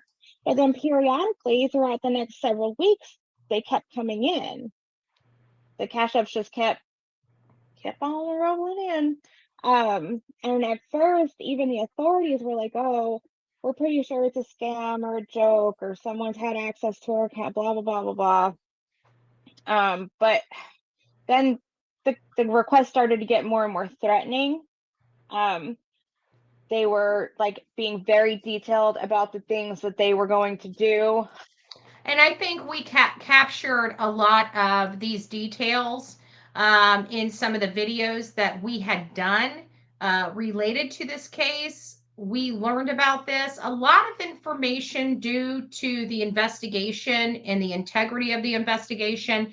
Jen did not share with us at the beginning of this case, nor did we really want a whole lot of information shared with us, because that's why we're there. We're there with a blank slate. We only want very limited informational facts related to the case. And then, of course, we, take those facts and start following the leads ourselves without any type of outside influence. And we follow those. And so we had identified certain areas in our internal investigation into this case, into this matter, for journalistic purposes. And we identified areas that we thought would be prime for searching. The first thing that we did when we came on the scene in this case is we went to the last place that we knew for a fact she was at, and that was the AmeriCorps. We knew that she ran toward woods. But before we talked to a first person, we looked at the layout and the location, and we actually identified the area of woods we thought she would run to before we knew or confirmed that those were in fact the woods that she ran to. And once we identified those and then talked to witnesses and confirmed and corroborated that information, then we actually put our boots on and went out in the woods to try to locate her steps or where she slept. And we did find a little encampment. Now, we know that multiple people use that encampment, but it was also well known to the people that were staying at the AmeriCorps Hotel. And we do believe that she did stay in that area. And she came out in a way that we ended up going out and seeing her path of travel. We actually started from the creamery and worked our way back. And there was a lot of problems that weren't jiving with the creamery. We have now learned that it was another woman at the creamery. It was never her, because we had a lot of questions. We absolutely confirmed and corroborated with eyewitness testimony that she came out of those woods and she was walking toward the green belt.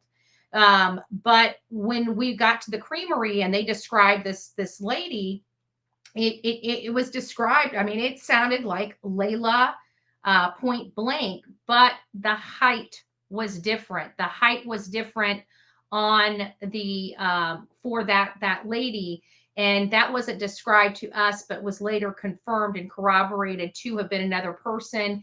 And that other person actually came forward and spoke to law enforcement. So we know beyond a shadow of a doubt the creamery has nothing to do with Layla Santinello.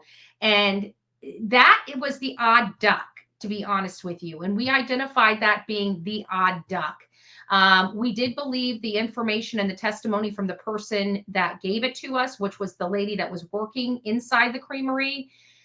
But, again, it was two women dressed in almost identical clothes, black pants, spaghetti strap top, and no shoes. That was the way Layla was described. That was the way this lady was described. We don't believe in coincidences, but we know that there are some coincidences that do exist, and this is one of them. It was just a weird situation, but it truly was not Layla. But now removing the creamery, it gives us more ability to see the case in its raw form, because that was the odd duck. We couldn't figure out where she was from 9:30 to noon when she showed up there. We had that issue. And where did she go after that? That was the other issue. Now we know for a fact she got on the green belt, and from the green belt, we lose her tracks. We don't know where she went, but we do believe she was picked up. We have no video evidence of her being picked up, but there's hardly any cameras in Kingsport. So that's not an oddity.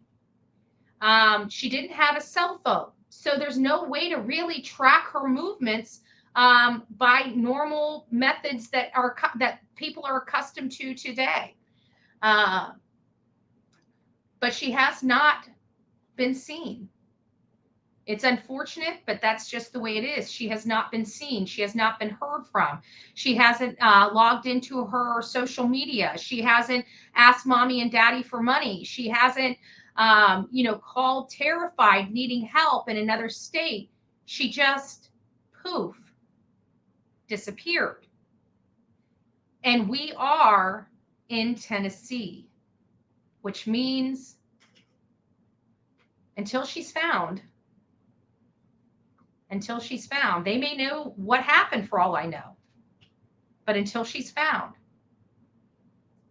If we didn't send the money, and I'm almost positive that between all of the conversations that we had, because you had to send $1 to send a sentence, we probably did send the money. That's the sad thing. So they did request access to that account, and it took several weeks before they actually got the access and were able to pinpoint where it all came from. But they did find out where it came from. The residence that it came from was fully searched.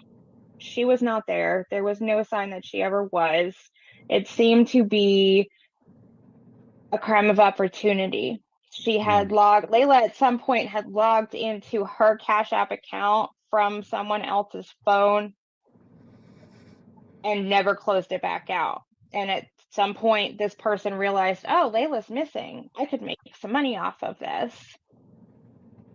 So this is one of Layla's friends that was sending these messages? I can't specifically say.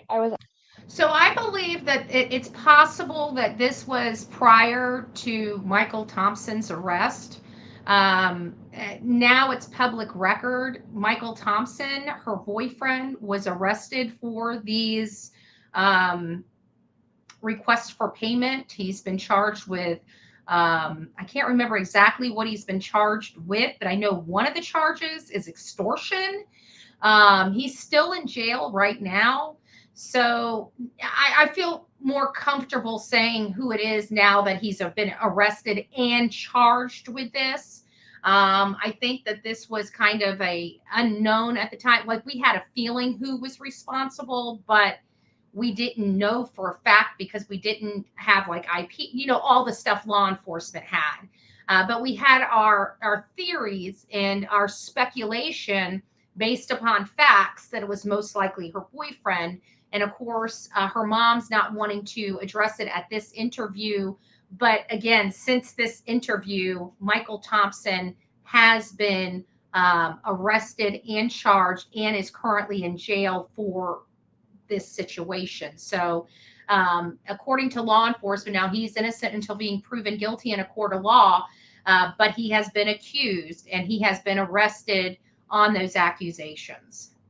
Asked not to speak on exactly who it was publicly. Yeah, that's fine. I won't make you name names, but yeah. I mean, but that happened. Like, it was added torture and trauma on top of an already terrible situation.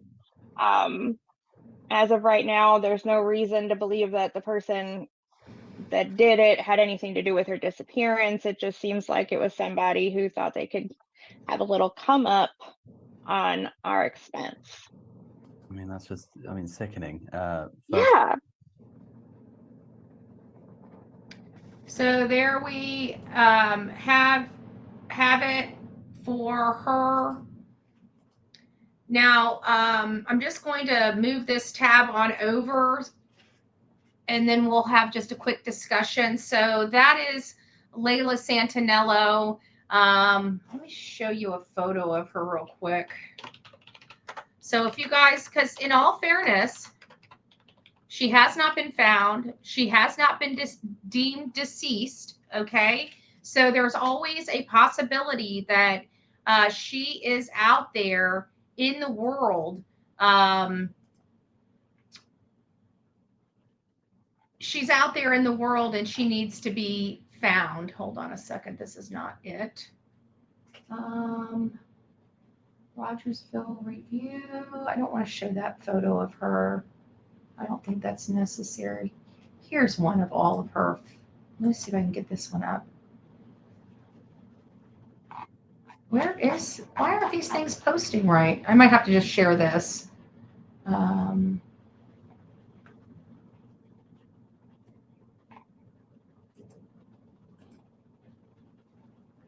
There we go. Here we go. We'll share this one. So there is, let me see if I can make this bigger. Where's my plus? Nope. Up. I'm on the wrong screen. Here we go. Sorry, guys. Hold on, let me try it again. There we go. There is Layla Santinello. If you guys have seen her anywhere, there has been some sightings of Layla Santinello, none that have panned out. So if she is fairly tall. She is 21 now. When she went missing, she was only 20 years old. A few days later, it was her birthday, her 21st birthday. No child. There it is, right there. 4'10", so she's shorter, 115 pounds. So she's a shorter girl, and she's very slender. Okay, she's short and slender. At the time she disappeared, she had the dark brown roots, but the blonde hair. And she's got brown eyes. She's got several tattoos, but the most notable ones are Roman numerals on her collarbone and Nova Grace tattooed on her left forearm. These are marks that cannot be changed.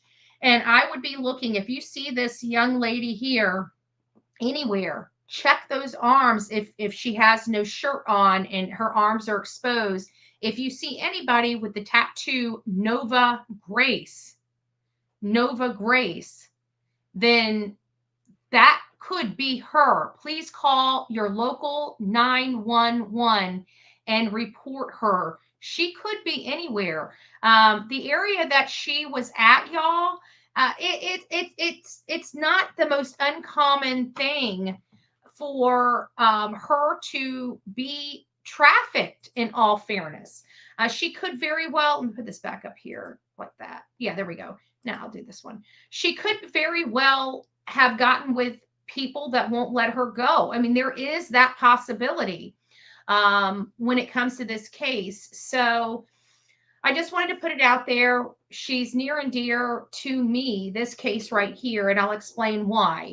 Many of you guys may or may not know my history. One of the reasons why I went into politics and political activism is because I myself was a troubled child. I myself engaged in substance abuse and other things. You know, this could have been my story. Jennifer could have been my mother, and nobody was willing to help her and help her advocate for her child that was missing, because her child wasn't perfect. Her child wasn't a Gabby Petito, and the mainstream media wasn't picking up her child's case because her child wasn't what the criteria that mainstream media wanted.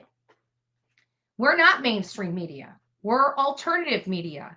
We take the throwaway cases. We take the ones, because at the end of the day, these are human beings. We don't pick and choose the winners. We run the cases that are brought to us, that we have engagement with the family, that we find problematic or interesting, something that keeps my attention or makes me want to work hard. Those are the cases that I bring to the case. I know we hear all the time that we only go after the national cases. We made this case a national case because nobody was listening to this mother and her plea. It was one of our audience members that brought this case to this channel because she was listening to her friend crying and nobody listening and nobody helping. So we went out there and we made her face and her name go viral. That's something mainstream media refused to help this family do. we're very proud of the work we do on this channel. We're a very controversial. I'm a very controversial person in some of my my work, and I'm perfectly fine with that. Controversial does not equal unlawful. I stay within the confines of our laws to do the work that I do, but I'm very good at what I do. This is a case that we have an idea of what happened, but you know what? Just because we think it doesn't make it true. She could be out there somewhere being trafficked. She could be anywhere in the United States. So if you guys see her, this is Layla Santinello. If you guys see her anywhere, you see her in the dark hair, you see her in the moderate hair, you see her in the blonde hair. This photo right here, hold on, let me hit this. 1 second. This photo right here was taken before she disappeared. So this was the most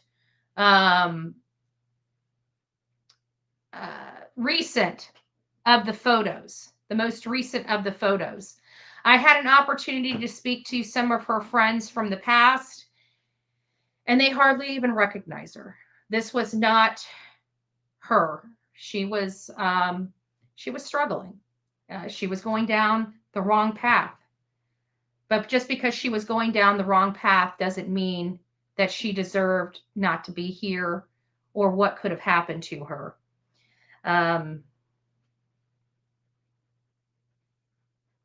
It's a sad story. It's a sad story. But her mom is fighting for her. Her mom is fighting for her very, very hard. And we always like to gravitate toward the families that are fighting for their child. And we step in the place of families when their families aren't fighting for their child. And we fight for their child in their absence. Some of them are intentional. We'll be discussing the Sebastian Rogers case in just a few moments. So again, avocation for Layla Santinello. If anybody has seen her, you're asked to call immediately 911 from your area and tell law enforcement right then and there from wherever you're calling from, Layla Santinello is there. You saw her and you need somebody to check it out or do a welfare check. We did get some concerning leads in a different state. So again, that's why I'm throwing the possibility. We do not want to stop looking for Layla Santinello. So thank you guys. Thank you guys for allowing me to just go over some of the details of this case. Now we're going to move on to the newest case that we got before we jump into Sebastian Rogers. Let me get all these stuff closed out real quick. Hold on. Let me put this up. Okay. Hopefully it helps my lag a little bit. Okay. Well, we got lag on this one because it's just the way that they did it. So bear with me. So I wanted to discuss with you guys about this newest case that we have of Daniela Mendiola. One of the problems we have is that this is yet another small, corrupt county. Two of the states that I've always had a little bit of a problem. Well, I have a major problem with Tennessee and the way their law enforcement design is set up. We need to fund them, and we need to make sure that their law enforcement stations are open 24 hours a day, 7 days a week for the public, the ones that pay the taxes, the one that these people work for. And when I found out that, because in my community, in just about 90% of the country, we have law enforcement stations that are open around the clock. And the first time we learned that law enforcement stations are not open is in the Riley Strain case. How did we learn that? Because he disappeared and his fraternity went to the Nashville Police Department to report him missing. And when they went to pull the door open, it was locked. They had to call a phone number and have an officer meet them there. What? This is downtown Nashville where God knows what happens. How about if somebody was chasing somebody and that was a safe place for somebody to go to feel protected because somebody's trying to gun them down or knife them down or rob them or harm them? And we found out that the law enforcement, the sheriff's office are closed. I lost my crap. And then somebody in the chat's like, well, that's how it is in North Carolina too. And I'm like, well, typically North Carolina has better law and order, right?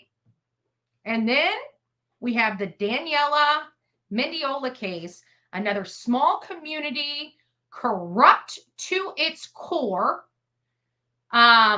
treating people that don't look like me differently than people that do look like me.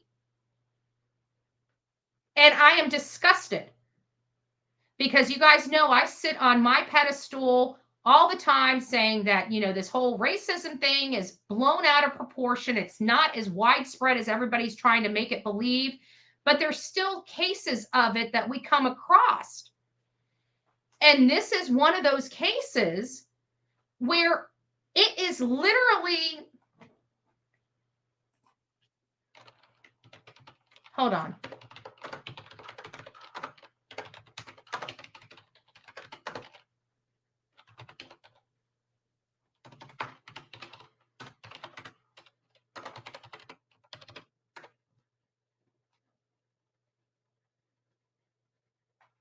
Terry Johnson. Let me go back to 2005. I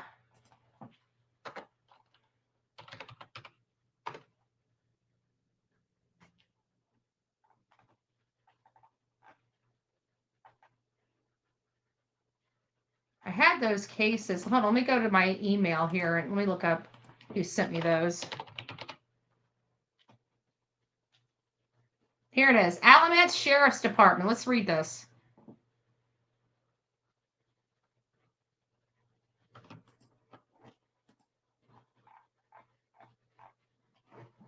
Just so everybody knows what we're dealing with here.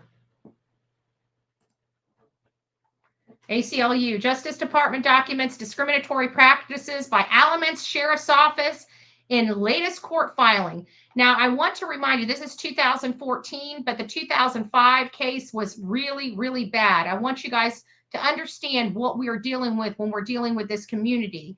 The U.S. Department of Justice yesterday filed a motion for summary judgment in its civil rights lawsuit against Alamance County Sheriff, ASCO, in which it asked the federal court to rule quickly in order to stop the ACSO's unlawful discrimination against Latino residents. Hold on, let me put this up a little bit. Give me just a second. Hopefully you guys can see it a little bit better. There we go. The motion for summary judgment expounds on the Justice Department previous claims that ACSO, under the direction of Terry Johnson, fosters a culture of anti-Latino bias among its deputies, including alleged use of racial slurs, disproportionate traffic stops and arrest, and examples including an ACSO captain sending his subordinates a video game premised of shooting Mexican children, pregnant women, and other quote-unquote wetbacks. The aberrant and unconstitutional practices outlined in this motion should not be tolerated in our state and cannot be allowed to continue, says Raul Pinto, staff attorney for the ACLU, North Carolina. After receiving several similar complaints about Alamance County Sheriff for years, we continue to urge Sheriff Johnson and his department to immediately cease these discriminatory practices and comply with U.S. Justice Department requests at once. All residents of Alamance County deserve fair and equal treatment from their law enforcement officers. The lawsuit filed in the U.S. District Court of Middle District of North Carolina in December 2012 charged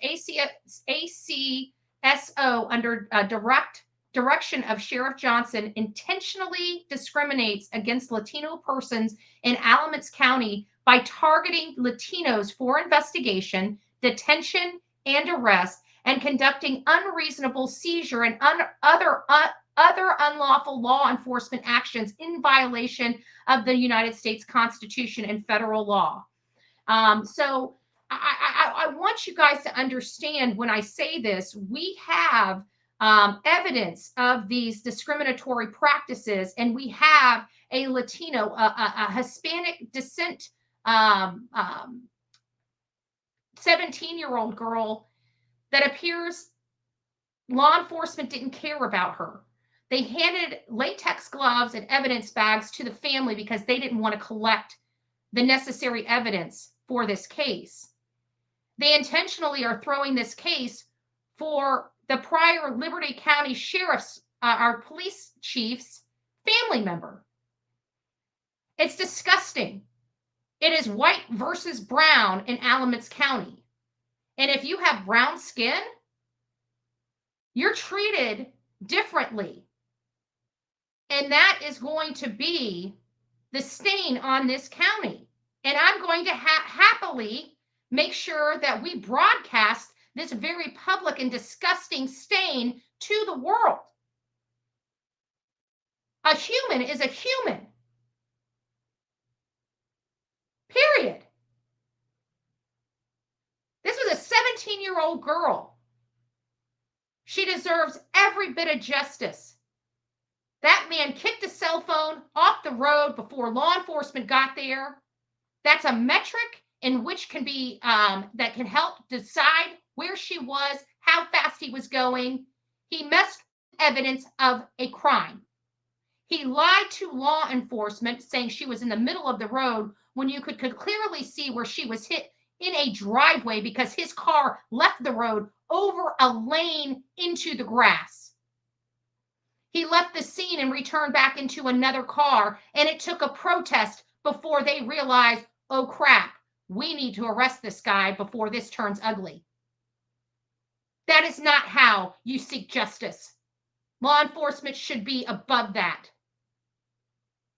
Shame on the people that thought that this brown-skinned girl doesn't deserve justice, or that the prior chief of police and his family member that likes to do substances and get behind a wheel of a car and drive excessive speeds should get a slap on the wrist. It was only a matter of time before somebody was going to die because of his behavior, and it happened to be a 17-year-old girl. And it's freaking just disgusting that the family had to go pick up her nails, her hair, and her teeth off the side of the road. It's disgusting. Absolutely, utterly disgusting. And you know what we're going to do? We're going to make sure her voice is heard loud and clear. Loud and clear. We dealt with law enforcement there. They tried to mess with people for no good reason other than to mess with them. That's not honorable and it's not respectable.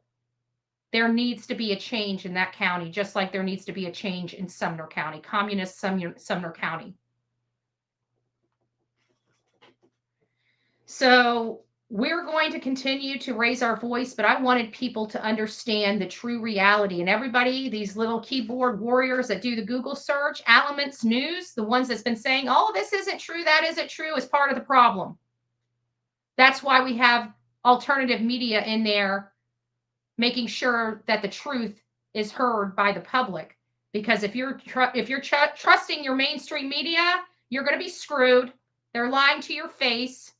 They're lying in their reporting, and they should be ashamed of themselves because this is on the back of a 17-year-old girl. And I guarantee their tune would be changed if it was one of their 17-year-old girls.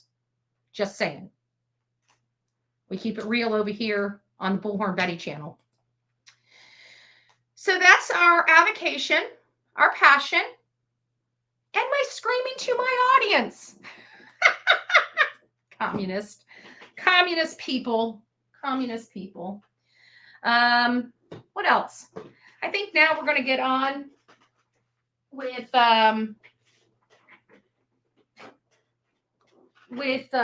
Sebastian Rogers. And then we're going to be fairly quick because we're going to be coming back later today. We're going to have, right now it's 12, so we'll be back around 3 or 4. And we have an exclusive interview tonight at 8 p.m. 8 p.m. You are not going to want to miss this exclusive interview that we have. I think you guys will be very happy to be here. and to see the interview that's going to be coming up, I've got to get over to TikTok and do a live over there, which we will do. But I just want you guys all to know that we are going to be doing a live. I'll be setting it up and doing the thumbnail after this. Don't forget to make sure you get notified, and don't be late. Don't be late. You don't want to miss anything. Okay. It's going to be a special. We don't do a whole lot of interviews on this channel. And when we do, we try to make it the best we can and get you guys the most up-to-date information about the case. Thank you, Michelle. No justice, no peace, no justice, no peace. And that's the way it is with all of our cases. I am, because of my First Amendment rights and privileges, I am looking at up to a year in jail on November 20th. I can't think of any more honorable reason to go to jail than fighting for our rights to speak freely in a country that we are told we can speak freely in, and our government can't, intrude on those rights. And for a 15-year-old autistic boy that I feel something terrible happened to him at the hands of his mother and stepfather. And this communist community is trying to tell me I'm not entitled to my opinions, and I'm not entitled to vocalize those opinions on my channel. I say the hell with that. This is America, and I'm going to stand strong, even if it means me going to jail. There are some things worth fighting for, and our constitutional freedoms are absolutely that. They shall not be infringed on by our government, and I'm going to stand strong with my head held high, and I could give a rat's ass what that judge sits there and tries to condemn me for. I have a right to be here. I have a right to express myself, and I have a right to be free in the freest country on the face of this earth. And if anybody has a problem with that, you can kiss my white breaded asterisk. Now, let's get on with the case that is in communist Sumner County. So it's been over 7 months since Sebastian Wayne Drake Rogers disappeared from inside his locked home where he was residing, allegedly with only his mother. We are learning from Silvers on the scene. I would love to get, you know what? If anybody knows Silvers, reach out to Silvers and see if he would be willing to interview with me. I would absolutely love an interview with Silvers and his wife about this case and what they have come across. I'd like to pick their brain. They've been boots on the ground when I can't, because we have a communist community that's trying to limit my movements, again, against a violation of law. Man, this community violating law. I've never violated the law there, but they are. It's disgusting. So now it's been over 7 months since 15-year-old Sebastian Wayne Drake Rogers disappeared from his Hendersonville home, leaving his family, friends, and community members with more questions than answers. Maybe it's because his family's lying, in my opinion. 7 months into the investigation, communist Sumner County sheriff, because I'm not going to say law enforcement officials, have not reported any new information. From day one, when this happened, I visited the command center when they had it set up. Don Schmidt, Sumner County Commissioner of District 18, he seems like a really nice guy. I got no qualms with this guy. He was pushing when everybody else was telling him to shut up. So kudos to him. God bless him for everything he's done. Law enforcement, all our emergency personnel are invested in this, invested in trying to find him. These men and women, they really pull their heart and soul into this. They did everything they could, and I'm sure they are still doing everything they can. And I commend the worker bees on the ground, and I just have disdain for top brass in this case.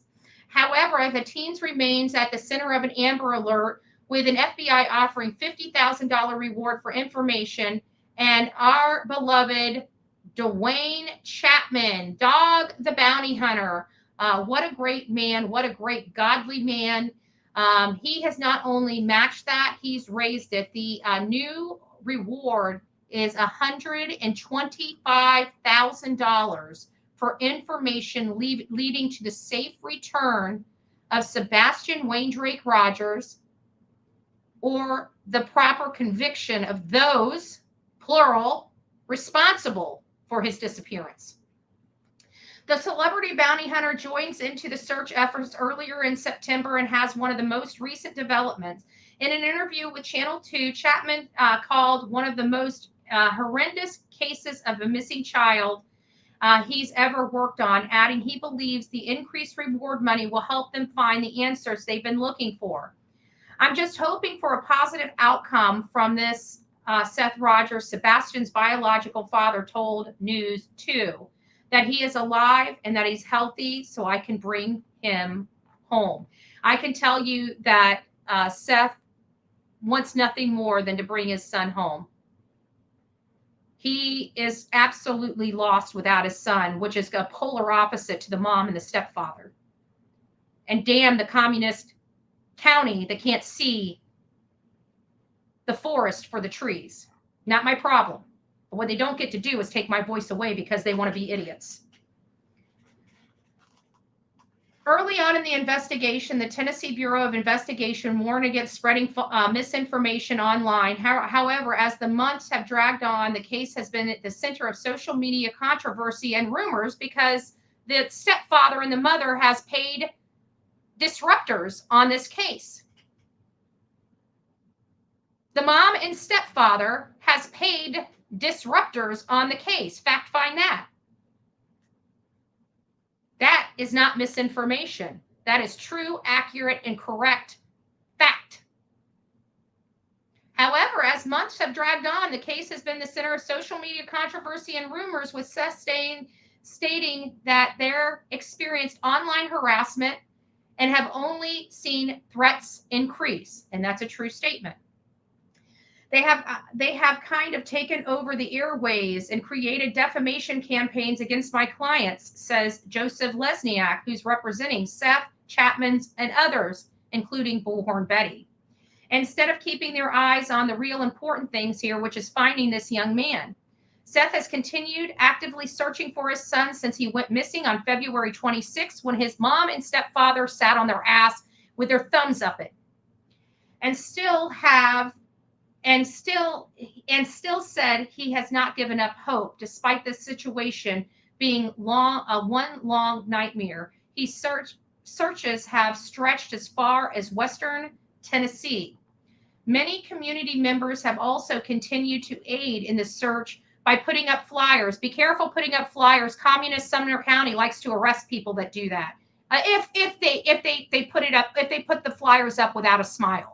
As long as you have a smile and say, we love the mom and stepdad, you don't have to worry about going to jail. But if you don't say it, or you tell them in your audience to go F themselves because something doesn't smell right, guess what? Go ahead and just put your hands behind your back after you put that flyer up, because you're going to see an inside of a jail cell. Why? Because we're in communist Sumner County. Many community members have also continued to aid the search by putting up flyers and holding vigils, as well as other gatherings. In August, a group of people with Sebastian's Army gathered outside a Sumner County sheriff for answers or updates in the investigation. I truly believe I was arrested to try to prevent that. So you know what I did? We bonded out of jail, and we made sure our voice was heard right in front of the place that wanted to violate my rights. And if they're going to do that to me, there's no hope for this boy being found, because they clearly have their priorities all messed up. However, little new information has been provided. Look at that beautiful smile. And his favorite snake, Brownie, that his stepfather punished him and took away. This boy was treated so barbarically from his family, his mom and stepfather. It's disgusting. And I'm going to say that as a statement of fact. As a statement of fact. He was punished barbarically. He's an autistic child. When he didn't clean his room, he had to pack up everything, or his family came in there and threw everything in the garbage right in front of him. He had a snake taken away because he forgot to feed a snake or take care of a snake right. He was an autistic boy. Every time he turned around, he was being punished for being autistic. It's disgusting and sick. And the county could have done something to prevent this boy disappearing. And once again, they chose to put their thumb up their butt and do squat to help this boy until he was missing. And they're still protecting the people that hurt him the worst. Fact check that, Sumner County. We would like to see a PIO. That's a public information officer, and just to see some updates. They could care less. Why? Because they're not working for this boy. They're working for mommy and stepdaddy. That's why. And if they're not, then they need to prove that, because the way the rest of the world is seeing it, it seems like they're working with the bad guys instead of the good guys. We got tips and stuff coming in, and we didn't know if law enforcement was following up on them, Seth said, but now we've got Dog's team. He has a whole team of attorneys, lawyers, and private investigators. At this point, my clients are focusing on getting leads and keeping the public and helping law enforcement in any way they can. This channel will only help the FBI. We'll only help the FBI because we have more support from the FBI than we do from the state law enforcement or the local law enforcement. I have been condemning TBI since the Summer Wells case. And so, there's a love-hate relationship there. I have absolutely condemned communist Sumner County for their practices. And I'm not talking about the worker bees. They have to follow the instruction of their commanders. And so I am a top brass type of person. I condemn the decision makers, because they're the ones that are ultimately responsible for everything. And so I never want any beat cop, any investigator, anybody like that ever feeling like I'm condemning them, unless I am condemning them. Like I have absolute condemnation for Detective Lisa Byington, which has been part of this county for 20 or 30 years. But she lied under oath in statements for me. She's lied to the judge once, and she lied on an actual affidavit once. So it tells me that she is willing to do anything for an arrest, and that's scary when she has these big busts. So I'm going to make sure that we're front and center and her name is rang out as much as possible, because I want to make sure that any defense attorney that has an affidavit from her really hones in on those affidavits, because she's willing to lie. We have proof she's willing to lie. And I'm not going to shut my mouth up about this factual information, especially in my experience and what I'm dealing with. In the initial days after Sebastian's disappearance, law enforcement carried out several massive search efforts near his home off Stafford Court and at the landfill in Kentucky, where trash went from his neighborhood. And I think that that's not accurate either. We hear that that's not the trash that the neighborhood goes to. That's the trash that the construction site goes to. So I'd like some clarification, because nobody's clarifying this and they're jumbling this up. And this is not the information that we have being boots on the ground. Month one was intense for the first half of it, Seth explained. It seemed like there were a lot of people on board trying to find Sebastian. And then it becomes a circus, because you got the hate channels being paid to run interference. Neighbors were also asked to check their yards and any sign of the teen, and numerous search warrants were issued, with cell phone data analyzed and other digital evidence searched and documented. Still, those efforts yielded few clues as to Sebastian's whereabouts. In March, authorities announced they were scaling back the ground search, to focus on more on the investigative side. You mean standing down side, because you got your taxpayers that you need to worry about before you worry about this child or non-taxpayers that are in your community. That's right. Of this case, by April, hundreds of tips had poured into TBI. One possible sighting was reported a few months later in North Carolina, but later dispelled by law enforcement. Other possible clues, a pair of glasses and a pair of sweatpants found during the search effort, have also turned out to be a bust. After announcing a new reward in August, FBI said agents are continuing to provide assistance to Communist Sumner County Sheriff's Office in a search for Sebastian. Another prayer vigil is expected to be held within the next month, and anyone who has information could prove helpful in finding Sebastian is urged to contact authorities. We have 833 Tell Dog, And we have tips.fbi.gov. I'm not giving Sumner County's number out, nor am I giving TBI's number out. And why am I not doing that? Because I don't trust any of them, quite frankly. I don't know if they'll ever get my love or trust back. I respected TBI during the Sumner Wells case, but I'm no longer willing to sell my soul to the devil and lie to my audience, because let's face it, every time we have a major case where a child's not found, what do? They decide to, we're going to scale back. We're going to the investigative side. And then nothing ever happens. Nothing ever happens. The case just gets cold. Summer Wells is a solvable case if somebody would get off their duff and solve the damn case. Get with the Cold Case Foundation. Get with Chris McDonough. I have high respect for Chris McDonough. I really do. You guys know he doesn't ever say anything good or bad about Bullhorn Betty. Even if he did, I still have high regard for him and what he does. I still believe he's actually an investigator, and he actually investigates, unlike these other so-called law enforcement on these platforms that are just YouTubers that try to say, oh, this, that, and the other. But hey, I used to wear a badge, but I don't believe in upholding the Constitution of our United States. Like Duty Ron, sorry about his, maybe that's what's wrong with his brain. I don't know. You know, I wish him the best of luck with his cancer treatment and everything. I'd never want anything bad to happen to anybody. But I would prefer somebody that says they're past law enforcement and a past investigator to actually investigate before they open their trap.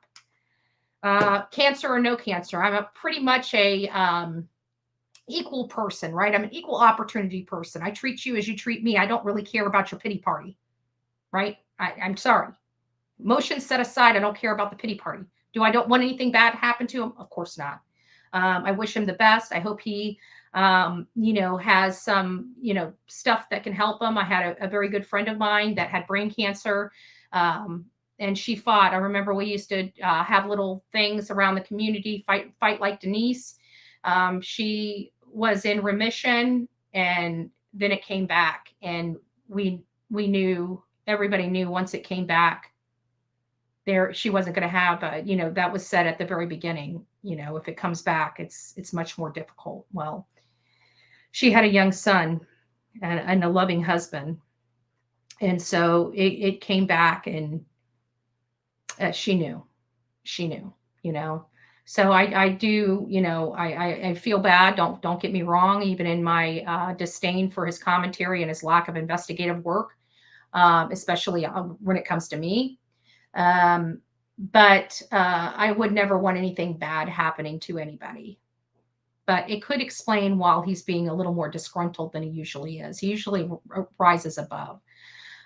Chris McDonough never says anything bad. I don't think he gets into it too much. And not only that, I don't break the law. Am I loud? Am I obnoxious? Do I make my point and make sure that the victims are front and center? Of course I do. If that's a problem for an ex-law enforcement officer, I'm sorry. As far as ex-law enforcement is concerned, he ain't got it. Okay? I'm sorry.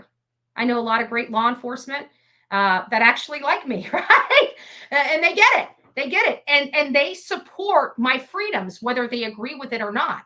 They support my freedoms, my right to be free in a free country and in a free society. If you're not breaking the law, whether you like it or not, you accept it. And communist Sumner County wanted to try to prevent it. And it's disgusting, because this is bred in their law enforcement. You can see it's in their DNA in that county. And so we're going to be working for the next probably 10 years on that county. They have no idea the hornet's nest that they kick. They can throw me in jail for a year. I really could give two shits. They can do whatever they need to do to me. But I'm telling you, once it's done and over with, they're still going to have to deal with me. They're still going to have to deal with Bullhorn Betty. I don't break the law. I don't break the law. So after all this is done, just think about how much they just poked a bear. I follow the law, and I will make sure that I push that Constitution to its breaking points in that community. when I'm exonerated, and when this case is finally moving in the right direction, when law enforcement and their political bullshit get out of the way so the case can be solved. Excuse my language, it's still a little hot topic because I am going to be facing possibly going to jail. And I tell you, if I'm being arrested, that judge is not going to like the information coming out of my mouth on the record. I will tell you that, because it's a communist county. I'm going to keep calling it a communist county until they start realizing we have a constitutional right and constitutional freedoms that may not and shall not be infringed upon communist community leaders. So we will criticize, we will commentate. Guess what? We will raise our voice. We will even assemble. And there's not a damn thing the judge or the sheriff can do about it. Why? Because we're doing it constitutionally and properly and under the law. That's why they can't do anything about it. And they're trying to, because they're like, oh, you said we can't do anything about it. Let me show you. Okay, show me. Show me what you're going to do. Oh, so you're going to break the law and violate people's rights to show me. Got it. Got it. We're going to continue in this community. We're going to continue advocating for Sebastian Wayne Drake Rogers, and we're going to continue keeping the microscope where it needs to be, because we've done the work. Law enforcement has done the work, and I guarantee you they're looking in the same place that I'm looking, but they're too busy trying to condemn me for saying it out loud. Enough said. Mic drop. All right, guys, you take care. Rock it out with your coffee beans out. We're here covering 4 major cases. We're covering more than the 4 major cases, but we're really passionate at this moment about the 4 cases we're covering. Today, we went over Sebastian Wayne Drake Rogers. We went over Leilani Simon. We went over Daniela, Mendiola, and we just had the Real Me Too up here explaining to us about the Leilani Simon trial. We were out there reporting on the baby Q, Quinton Simon's case, waiting for mom to get arrested. And of course, they were dragging out and dragging out and dragging out to the point that we started realizing that this mother is not going to jail after murdering her child. And so we decided to go ahead and start advocating for this child and advocating for Leilani's arrest. And we started poking the bear a little bit. You know, we started going after the mayor, going after the chief of police. We started turning it from just being up there raising our voice to actually attacking the decision makers in this community. And that's when things started to take an ugly turn. That's when they started violating people's right and putting no loitering signs in a residential area that needed to be legally challenged. They started doing hairy things when you started going after the politicians, much like Sumner County, because we are going after Eric Craddock and his crap leadership. And we are going after these people publicly. And what are they trying to do? I'm an outsider, not a taxpayer. Let's lock her up. Let's lock her up. Let's not lock the people up that probably did something terrible to their child, but let's lock up the biggest critic for them. The biggest critic for them. And let's try to say that she's not media. Great job. Great job. Yet I have cameras out wherever I go. Great job. So we'll be doing that, but it is...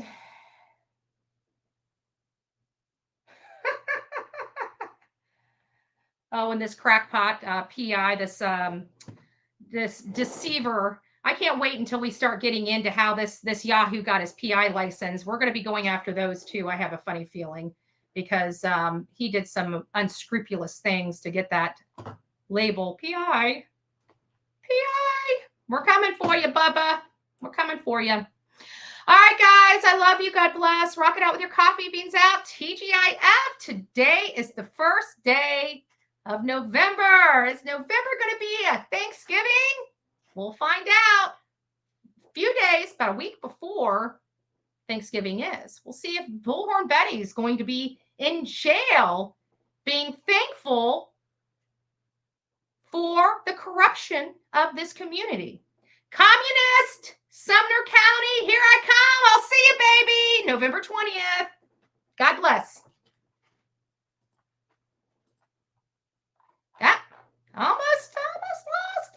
There it is. From the East Coast to the West Coast, we are everywhere true crime is. We are asking for the public's help. We are searching in the woods. We are doing what it takes here on the Bullhorn Betty channels to find answers to the most alarming cases we have been watching on the news. I can tell you personally that I have traveled this entire country seeking these answers and bringing that content right here to you here on the Bullhorn Betty channels and Bullhorn Betty Crime Stories. We are happy with the work that we've done. We've brought many answers to the public, and we have defied mainstream media in our pursuit of the truth in these cases. We will continue to work, we will continue to fight for these victims, and we will continue to tell their stories here on my channels. Welcome to the Bullhorn Betty brand of channels and the Coffee Club. Thank you for your love, thank you for your support, and more importantly, thank you for allowing me to bring these victims' stories to each and every one of you, advocating for each of these victims. God bless you, God bless America, and more importantly, God bless our victims.